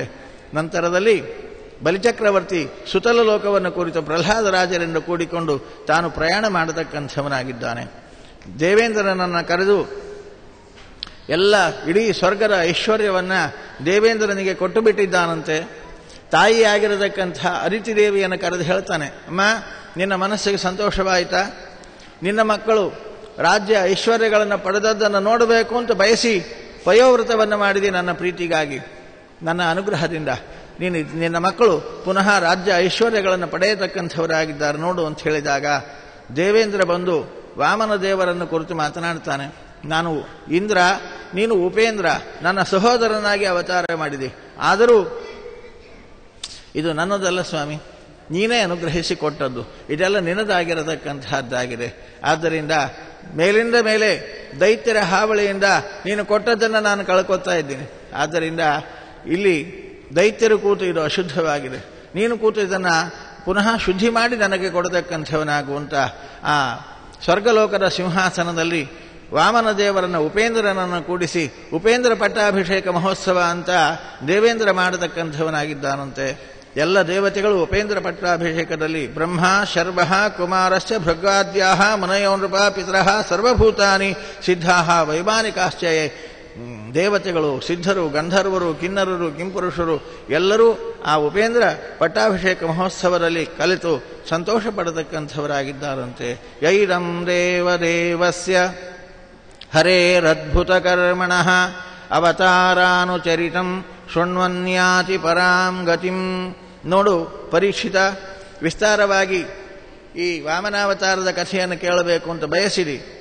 ನಿನಗಾಗಿ ಆ ಕಥೆಯನ್ನು ವಿಸ್ತಾರವಾಗಿ ಹೇಳಿದ್ದೀನಿ. ದೇವಾಧಿದೇವನಾಗಿರತಕ್ಕಂತಹ ವಾಮನನ ಅದ್ಭುತವಾದ ಈ ಕರ್ಮ ಪ್ರಚೋದಕವಾಗಿರತಕ್ಕಂತಹ ಈ ಕಥೆಯನ್ನು ನಿನಗೋಸ್ಕರವಾಗಿ ಹೇಳಿದ್ದೀನಿ. ಅವತಾರಾನುಚರಿತಂ, ಇಂತಹ ವಾಮನಾವತಾರದ ಚರಿತ್ರೆಯನ್ನು ಯಾರು ಶ್ರದ್ಧೆಯಿಂದ ಶ್ರವಣ ಮಾಡತಕ್ಕಂಥವರಾಗ್ತಾರೋ ಅಂಥವರು ಉತ್ತಮವಾದ ಗತಿಯನ್ನೇ ಹೊಂದತಕ್ಕಂಥವರಾಗ್ತಾರೆ. ಕ್ರಿಯಮಾಣೇ ಕರ್ಮಣೀರಂ ದೈವೇ ಪೈತ್ರೇಠ ಮಾನವೇ ಯತ್ರ ಯತ್ರಾನುಕೀರ್ತೇತ ತತ್ತೇಷಾಂ ಸುಕೃತಂ ವಿದುಹು. ದೇವತಾ ಕಾರ್ಯ ಇರಲಿ, ಪಿತೃಕಾರ್ಯ ಇರಲಿ, ಯಾವುದೇ ಉತ್ಸವಾದಿಗಳಿರಲಿ, ಯಾರು ಈ ವಾಮನನ ಚರಿತ್ರೆಯನ್ನು ಆ ಸಂದರ್ಭದಲ್ಲಿ ಶ್ರವಣ ಮಾಡತಕ್ಕಂಥವರಾಗ್ತಾರೋ ಅವರು ಮಾಡಿದ ಆ ಕರ್ಮ ಅದು ಸತ್ಕರ್ಮ ಅಂತ ಅನಿಸತಕ್ಕಂಥದ್ದಾಗ್ತದೆ. ಇಂತಹ ಪುಣ್ಯ ಈ ಚರಿತ್ರೆಗುಂಟು ಅನ್ನತಕ್ಕಂಥದ್ದನ್ನು ನಿರೂಪಣೆ ಮಾಡಿದ ಫಲಶ್ರುತಿಯನ್ನು ಕೂಡ ಶುಕಾಚಾರ್ಯರು ನಿರೂಪಣೆ ಮಾಡತಕ್ಕಂಥವರಾಗಿದ್ದಾರೆ. ಹೀಗೆ ವಾಮನಾವತಾರದ ಕಥೆಯನ್ನು ನಿರೂಪಣೆ ಮಾಡಿದ ನಂತರದಲ್ಲಿ ಅಷ್ಟಮ ಸ್ಕಂದದ ಕಡೆಯ ಭಾಗದಲ್ಲಿ ಮತ್ಸ್ಯಾವತಾರದ ಕಥೆಯನ್ನು ನಿರೂಪಣೆ ಮಾಡುತ್ತಾ ಇದ್ದಾರೆ. ಬಲಿಚಕ್ರವರ್ತಿಯನ್ನು ಪರೀಕ್ಷಿತ ರಾಜನಿಂದ ಪ್ರಾರ್ಥಿತರಾಗಿರತಕ್ಕಂತಹ ಶುಕಾಚಾರ್ಯರು. ತತ್ರ ರಾಜ ಋಷಿ ಕಶ್ಚಿತ್ ನಾಮ್ನಾ ಸತ್ಯವ್ರತೋ ಮಹಾನ್ ನಾರಾಯಣ ಪರೋ ತಪ್ಯತ್ ತಪಸ್ತತ್ಸಲಿಲಾಲಯೇ. ಭಗವಂತ ಸತ್ಯವ್ರತ ರಾಜನಿಗೋಸ್ಕರವಾಗಿ ಮತ್ಸ್ಯಾವತಾರವನ್ನು ಮಾಡತಕ್ಕಂಥವನಾದ. ಆದಿಕಾಲದಲ್ಲಿ ಬ್ರಹ್ಮದೇವರಿಗೆ ವೇದಗಳನ್ನು ತಂದು ಕೊಡುವುದಕ್ಕೋಸ್ಕರವಾಗಿ ಒಮ್ಮೆ ಮತ್ಸ್ಯನಾಗಿ ಅವತಾರ ಮಾಡಿದ್ದ. ಮತ್ತೊಮ್ಮೆ ಎರಡನೆಯ ಸಲ ಈ ಚಾಕ್ಷುಷ ಮನ್ವಂತರದ ಕಡೆಯ ಭಾಗದಲ್ಲಿ ಮತ್ತೊಮ್ಮೆ ಮತ್ಸ್ಯಾವತಾರವನ್ನು ಭಗವಂತ ಮಾಡತಕ್ಕಂಥವನಾದ. ಯಾಕೆ ಅಂದರೆ ಸತ್ಯವ್ರತ ಅನ್ನತಕ್ಕಂತಹ ರಾಜಋಷಿ ತಾನು ರಾಜ್ಯವನ್ನು ಆಳಿದ ನಂತರದಲ್ಲಿ ವಿರಕ್ತನಾಗಿ ಕೃತಮಾಲಾ ನದಿ ತೀರದಲ್ಲಿ ತಪಸ್ಸಿಗಾಗಿ ವಾನಪ್ರಸ್ಥಕ್ಕಾಗಿ ಹೋಗಿದ್ದಾನೆ. ಕೃತಮಾಲಾ ನದಿ ತೀರದಲ್ಲಿ ಅವನು ತಪಸ್ಸು ಮಾಡಿಕೊಂಡಿರತಕ್ಕಂತಹ ಸಂದರ್ಭದಲ್ಲಿ ಒಂದು ದಿನ ಕೃತಮಾಲಾ ನದಿಯಲ್ಲಿ ಸ್ನಾನ ಮಾಡಿ ಸೂರ್ಯನಿಗೆ ಅರ್ಘ್ಯ ಕೊಡಬೇಕು ಅಂತ ಕೈಯಲ್ಲಿ ಬೊಗಸೆಯಲ್ಲಿ ನೀರನ್ನು ಹಿಡಿದ. ಆ ಬೊಗಸೆಯ ನೀರನ್ನು ನದಿಗೆ ಚೆಲ್ಲಬೇಕು ಅಂತ ಹೊರಟಾಗ ಆ ಬೊಗಸೆಯಲ್ಲಿ ಅವನಿಗೆ ಒಂದು ಧ್ವನಿ ಕೇಳಿಸ್ತು, ರಾಜ ಅಂತ ಯಾರೋ ಕೂಗಿದ ಹಾಕಿ ಕೇಳಿಸ್ತು. ಈ ಬೊಗಸೆಯಲ್ಲಿ ಧ್ವನಿ ಕೇಳ್ತಾ ಇದೆ ಅಂತ ನೋಡಿದ. ಆ ಬೊಗಸೆಯ ನೀರಿನಲ್ಲಿ ಒಂದು ಪುಟ್ಟ ಮೀನು ಇತ್ತು. ಆ ಮೀನು ರಾಜನನ್ನು ಕೂಗ್ತಾ ಇದೆ. ಇದೇನು ಪುಟ್ಟ ನನ್ನನ್ನು ಕೂಗ್ತಾ ಇದೆ ಅಂತ ಲಕ್ಷ್ಯ ಕೊಟ್ಟ. ಆ ಮೀನು ಹೇಳಿತು, ನನ್ನನ್ನು ನದಿಗೆ ಬಿಡಬೇಡ, ದೊಡ್ಡ ದೊಡ್ಡ ಮೀನುಗಳಿವೆ, ಆ ಮೀನುಗಳು ನನ್ನನ್ನು ತಿಂದು ಹಾಕ್ತವೆ, ಹಾಗಾಗಿ ನಾನು ಕೈ ಬಿಡಬೇಡ, ನನಗೆ ರಕ್ಷಣೆ ಕೊಡು ಅಂತ ಆ ಪುಟ್ಟ ಮೀನು ಹೇಳಿದ್ದನ್ನು ಕೇಳಿ ಆ ನೀರು ಬೊಗಸೆಯಲ್ಲಿದ್ದ ನೀರನ್ನು ನದಿಗೆ ಹಾಕದೆ ತನ್ನ ಕಮಂಡಲಲ್ಲಿ ತುಂಬಿಟ್ಟುಕೊಂಡ. ಸಂಧ್ಯಾದಿ ಕಾರ್ಯಗಳನ್ನು ಮುಗಿಸಿಕೊಂಡು ತಾನು ಆಶ್ರಮಕ್ಕೆ ಹೊರಟ. ಆಶ್ರಮಕ್ಕೆ ಬರೋದರಲ್ಲಿ ಮತ್ತೆ ರಾಜ ಅಂತ ಧ್ವನಿ ಕೇಳಿದ. ಏನು ಆ ಮೀನು ಮತ್ತೆ ಒದರ್ತಾ ಇದೆ ಅಂತ ಕಮಂಡಲ್ ಕಡೆಗೆ ನೋಡಿದ. ಕಮಂಡಲ್ ತುಂಬ ಬೆಳೆದು ಬಿಟ್ಟದ್ದು ಮೀನು, ಕಮಂಡಲ್ ತುಂಬ ಬೆಳೆದು ಬಿಟ್ಟದು. ನನಗೆ ಜಾಗ ಸಾಕಾಗ್ತಾ ಇಲ್ಲ, ನನಗೆ ದೊಡ್ಡ ಇನ್ನೊಂದು ಜಲಾಶಯವನ್ನು ನೋಡು. ತೊಟ್ಟಿಯಲ್ಲಿ ಹಾಕಿದ, ತೊಟ್ಟಿ ತುಂಬ ಬೆಳೆಯಿತು. ಸರೋವರದಲ್ಲಿ ಹಾಕಿದ, ಸರೋವರದ ತುಂಬ ಬೆಳೆಯಿತು. ಕೃತಮಾಲ ನದಿಯಲ್ಲಿ ಬಿಟ್ಟ, ನದಿ ತುಂಬ ಬೆಳೆಯಿತು. ಸಮುದ್ರಕ್ಕೆ ಬಿಟ್ಟ, 10 ಲಕ್ಷ ಯೋಜನೆ ವಿಸ್ತಾರವಾಗಿ ಬೆಳೆಯಿತು. ಆಶ್ಚರ್ಯಪಟ್ಟ ಸತ್ಯವ್ರತ ರಾಜ. ಅದನ್ನು ನೋಡಿ ಅವನಿಗೆ ಆಶ್ಚರ್ಯ ಆಗಿ ಗೊತ್ತಾಯ್ತು, ಅವನಿಗೆ ಸಾಕ್ಷಾತ್ ಪರಮಾತ್ಮನೇ ಈ ರೂಪದಿಂದ ಬಂದು ನನಗೆ ಅನುಗ್ರಹಿಸಿದ್ದಾನೆ ಅಂತ ತಿಳಿದು ಕೈ ಮುಗಿದು ಪ್ರಾರ್ಥನೆ ಮಾಡುವಾಗ ಭಗವಂತ ಮಾತನಾಡ್ತಾ ಇದ್ದಾನೆ ಆ ಸತ್ಯವ್ರತ ರಾಜನನ್ನು ಕುರಿತು. ಸಪ್ತಮೇದ್ಯಾತನೋರ್ಧ್ವ ಮಹನ್ನೇತದರಿಂದಮ ನಿಯಂಕ್ಷತಿ ಅಪ್ಯಭಂಬೋಧೋ ತ್ರೈಲೋಕ್ಯಂ ಭೂರ್ಭುವಾದಿಕಂ. ನೋಡು ಸತ್ಯವ್ರತ, ನಿನಗೆ ನಾನು ಮತ್ಸ್ಯರೂಪದಿಂದ ದರ್ಶನವನ್ನು ಕೊಟ್ಟಿದ್ದೀನಿ. ಯಾಕೆ ಗೊತ್ತಾ? ಇಂದಿನಿಂದ 7ನೆಯ ದಿನ ಪ್ರಳಯ ಕಾಲ. ಪ್ರಳಯ ಅಂದರೆ ಮಹಾಪ್ರಳಯ ಅಲ್ಲ, ಮನ್ವಂತರ ಪ್ರಳಯ. 6ನೆಯ ಚಾಕ್ಷುಷ ಮನ್ವಂತರ ಮುಗಿದು ಪ್ರಳಯ ಕಾಲ. ಮುಂದೆ 7ನೆಯ ವೈವಸ್ವತ ಮನ್ವಂತರ ಪ್ರಾರಂಭವಾಗಬೇಕು. ಆ ಮನ್ವಂತರ ಪ್ರಳಯ ಇಂದಿನಿಂದ 7ನೇ ದಿನಕ್ಕೆ ಸರಿಯಾಗಿ ನಡೆಯತಕ್ಕಂಥದ್ದಾಗ್ತದೆ. ನೀನು ಗಾಬರಿ ಆಗಬೇಡ. ಆ ಸಮಯದಲ್ಲಿ ಅದ್ಭುತವಾದ ನೀರಿನ ಪ್ರವಾಹ ಬರ್ತದೆ. ಎಲ್ಲ ಔಷಧಿಗಳನ್ನು ಸಂಗ್ರಹ ಮಾಡಿ ಇಟ್ಟುಕೋ. ಆ ನೀರಿನ ಪ್ರವಾಹದಲ್ಲಿ ಒಂದು ದೋಣಿ ತೇಲಿ ಬರ್ತದೆ. ಆ ದೋಣಿಯಲ್ಲಿ 7 ಋಷಿಗಳಿರ್ತಾರೆ. ನಿನ್ನನ್ನು ದೋಣಿಯಲ್ಲಿ ಹತ್ತಿಸಿಗೋತಾರೆ. ಎಲ್ಲ ಔಷಧಿಗಳಿಂದ ಕೂಡಿಕೊಂಡು ಆ ದೋಣಿಯನ್ನು ಆರೋಹಣ ಮಾಡತಕ್ಕಂಥವನಾಗಿ ಪ್ರಯಾಣ ಮಾಡು. ಪ್ರಳಯ ಕಾಲದ ಸಮುದ್ರ, ಅಲ್ಲೋಲ ಕಲ್ಲೋಲ, ಗಾಬರಿ ಆಗಬೇಡ. ಪ್ರಯಾಣ ಮಾಡುವಾಗ ಇದೇ ಮೀನಿನ ರೂಪದಲ್ಲಿ ನಿನಗೆ ಮತ್ತೆ ನಾನು ದರ್ಶನವನ್ನು ಕೊಡತಕ್ಕಂಥವನಾಗ್ತೀನಿ. ನಾನೇ ಅಂತ ನಿನಗೆ ಹೇಗೆ ಗೊತ್ತಾಗಬೇಕು ಅಂದರೆ, ನನ್ನ ತಲೆಯ ಮೇಲಿಗೋ ಈ ಕೋಡನ್ನು ನೋಡತಕ್ಕಂಥವನಾಗ್ತೀನಿ. ಈ ಕೋಡನ್ನು ನೋಡಿದಾಗ ಈ ಕೋಡಿಗೆ ಆ ನಾವೆಯನ್ನು ಕಟ್ಟಿ ಹಾಕತಕ್ಕಂಥವನಾಗು. ಆಗ ನಿನಗೆ ಮಾಡಬೇಕಾದ ಉಪದೇಶವನ್ನು ನಾನು ಮಾಡ್ತೀನಿ ಅಂತ ಭಗವಂತ ತಿಳಿಸಿ ತಾನು ಅದೃಶ್ಯನಾಗತಕ್ಕಂಥವನಾದ. ಆ ಸಮಯದಲ್ಲಿ ಸಂತೋಷ, ಭಗವದ್ ದರ್ಶನದಿಂದ ಆನಂದಗೊಂಡಿರತಕ್ಕಂತಹ ಆ ಸತ್ಯವ್ರತ ರಾಜ ತಾನು ಆ ದಿನ ಯಾವಾಗ ಬಂದಿತ್ತೋ, ಮತ್ತೆ ಆ ಭಗವಂತನ ರೂಪವನ್ನು ನಾನು ಯಾವಾಗ ಕಂಡೇನೋ ಅಂತ ಆ ಕಾಲವನ್ನು ಪ್ರತೀಕ್ಷೆ ಮಾಡುತ್ತಾ ಕುಳಿತಾಗ ಆ 7ನೇ ದಿನ ಆ ಪ್ರಳಯೋದಕ ತುಂಬಿರತಕ್ಕಂತಹ ಸಂದರ್ಭದಲ್ಲಿ ಆ ಪ್ರಳಯೋದಕದಲ್ಲಿ ತೇಲಿ ಬಂದ ಆ ಹಡಗಿನಲ್ಲಿ ಇದ್ದ 7 ಋಷಿಗಳು ಆ ಸತ್ಯವ್ರತ ರಾಜನನ್ನು ತಾವು ದೋಣಿಯಲ್ಲಿ ಕೂಡಿಸಿಕೊಳ್ಳತಕ್ಕಂಥವರಾಗಿದ್ದಾರೆ. ಆಗ ಪುನಃ ಮತ್ಸ್ಯರೂಪದಿಂದ ಭಗವಂತ ತಾನು ದರ್ಶನವನ್ನು ಕೊಟ್ಟಾಗ ಆ ನಾವೆಯನ್ನು ಅವನ ಕೋಡಿಗೆ ಕಟ್ಟಿ ಹಾಕಿಬಿಟ್ಟಿದ್ದಾನೆ. ತಕ್ಷಣದಲ್ಲಿ ಭಗವಂತ ತಾನು ಆ ಸತ್ಯವ್ರತ ರಾಜನನ್ನು ಕುರಿತು ಅದ್ಭುತವಾಗಿರತಕ್ಕಂತಹ ಉಪದೇಶವನ್ನು ಮಾಡತಕ್ಕಂಥವನಾದನಪ್ಪ. ಅವನು ಮಾಡಿದ ಉಪದೇಶವೇ ಅದೇ ಮತ್ಸ್ಯಪುರಾಣ ಅಂತ ಹೇಳಿ ಪ್ರಸಿದ್ಧಿಯನ್ನು ಹೊಂದತಕ್ಕಂಥದ್ದಾಗಿದೆ. ಅತೀತೇ ಪ್ರಳಯಾಪಾಯ ಉಥಿತಾಯ ಚ ವೇಧಸೆ ಹತ್ವಾ ಸುರಂ ಹಯಗ್ರೀವಂ ವೇದಾನ್ ಪ್ರತ್ಯಹರನ್ ಹರಿಃ ಸತು ಸತ್ಯವ್ರತೋ ರಾಜ ಜ್ಞಾನ ವಿಜ್ಞಾನ ಸಂಯುತಃ ವಿಷ್ಣೋ ಪ್ರಸಾದಾತ್ ಕಲ್ಪೇಸ್ಮಿನ್ ಆಸೀತ್ ವೈವಸ್ವತೋ ಮನುಃ ಸತ್ಯವ್ರತಸ್ಯ ರಾಜರ್ಷೇಃ ಮತ್ಸ್ಯಸ್ಯಾಸ್ಯ ಚ ಶಾರ್ಂಗಿಣಃ. ನೋಡು ಪರೀಕ್ಷಿತ, ಹೀಗೆ ಭಗವಂತ ಮತ್ಸ್ಯಪುರಾಣವನ್ನು ತಿಳಿಸುವ ಮೂಲಕ ಅನೇಕ ತತ್ವಗಳನ್ನು ಆ ಸತ್ಯವ್ರತ ರಾಜನಿಗೆ ಉಪದೇಶ ಮಾಡತಕ್ಕಂಥವನಾಗಿದ್ದಾನೆ. ನಂತರದಲ್ಲಿ 6ನೆಯ ಚಾಕ್ಷುಷ ಮನ್ವಂತರ ಮುಗಿದ ನಂತರದಲ್ಲಿ 7ನೆಯ ವೈವಸ್ವತ ಮನ್ವಂತರ ಆ ಸತ್ಯವ್ರತ ರಾಜನೇ ವಿವಸ್ವಾನ್ ಅನ್ನತಕ್ಕಂತಹ ಸೂರ್ಯನ ಮಗನಾಗಿ ಶ್ರಾದ್ದದೇವ ಅನ್ನುವ ಹೆಸರಿನಿಂದ ಪ್ರಸಿದ್ಧನಾಗಿರತಕ್ಕಂಥವನಾಗಿದ್ದಾನೆ. ಅವನೇ ವೈವಸ್ವತಮನು. 7ನೆಯ ಮನ್ವಂತರಕ್ಕೆ ಅವನೇ ಅಧಿಪತಿ. ಯಾರು ಮತ್ಸ್ಯರೂಪಿ ಪರಮಾತ್ಮನಿಂದ ಮತ್ಸ್ಯಪುರಾಣ ತತ್ವೋಪದೇಶವನ್ನು ಪಡೆಯತಕ್ಕಂಥವನಾದನೋ ಅವನೇ ಇಂದಿನ ವೈವಸ್ವತ ಮನ್ವಂತರದ 7ನೇ ಮನ್ವಂತರದ ಅಧಿಪತಿಯಾಗಿ ತಾನು ಮನುವಾಗಿ ವಿರಾಜಮಾನನಾಗತಕ್ಕಂಥವನಾಗಿದ್ದಾನೆ.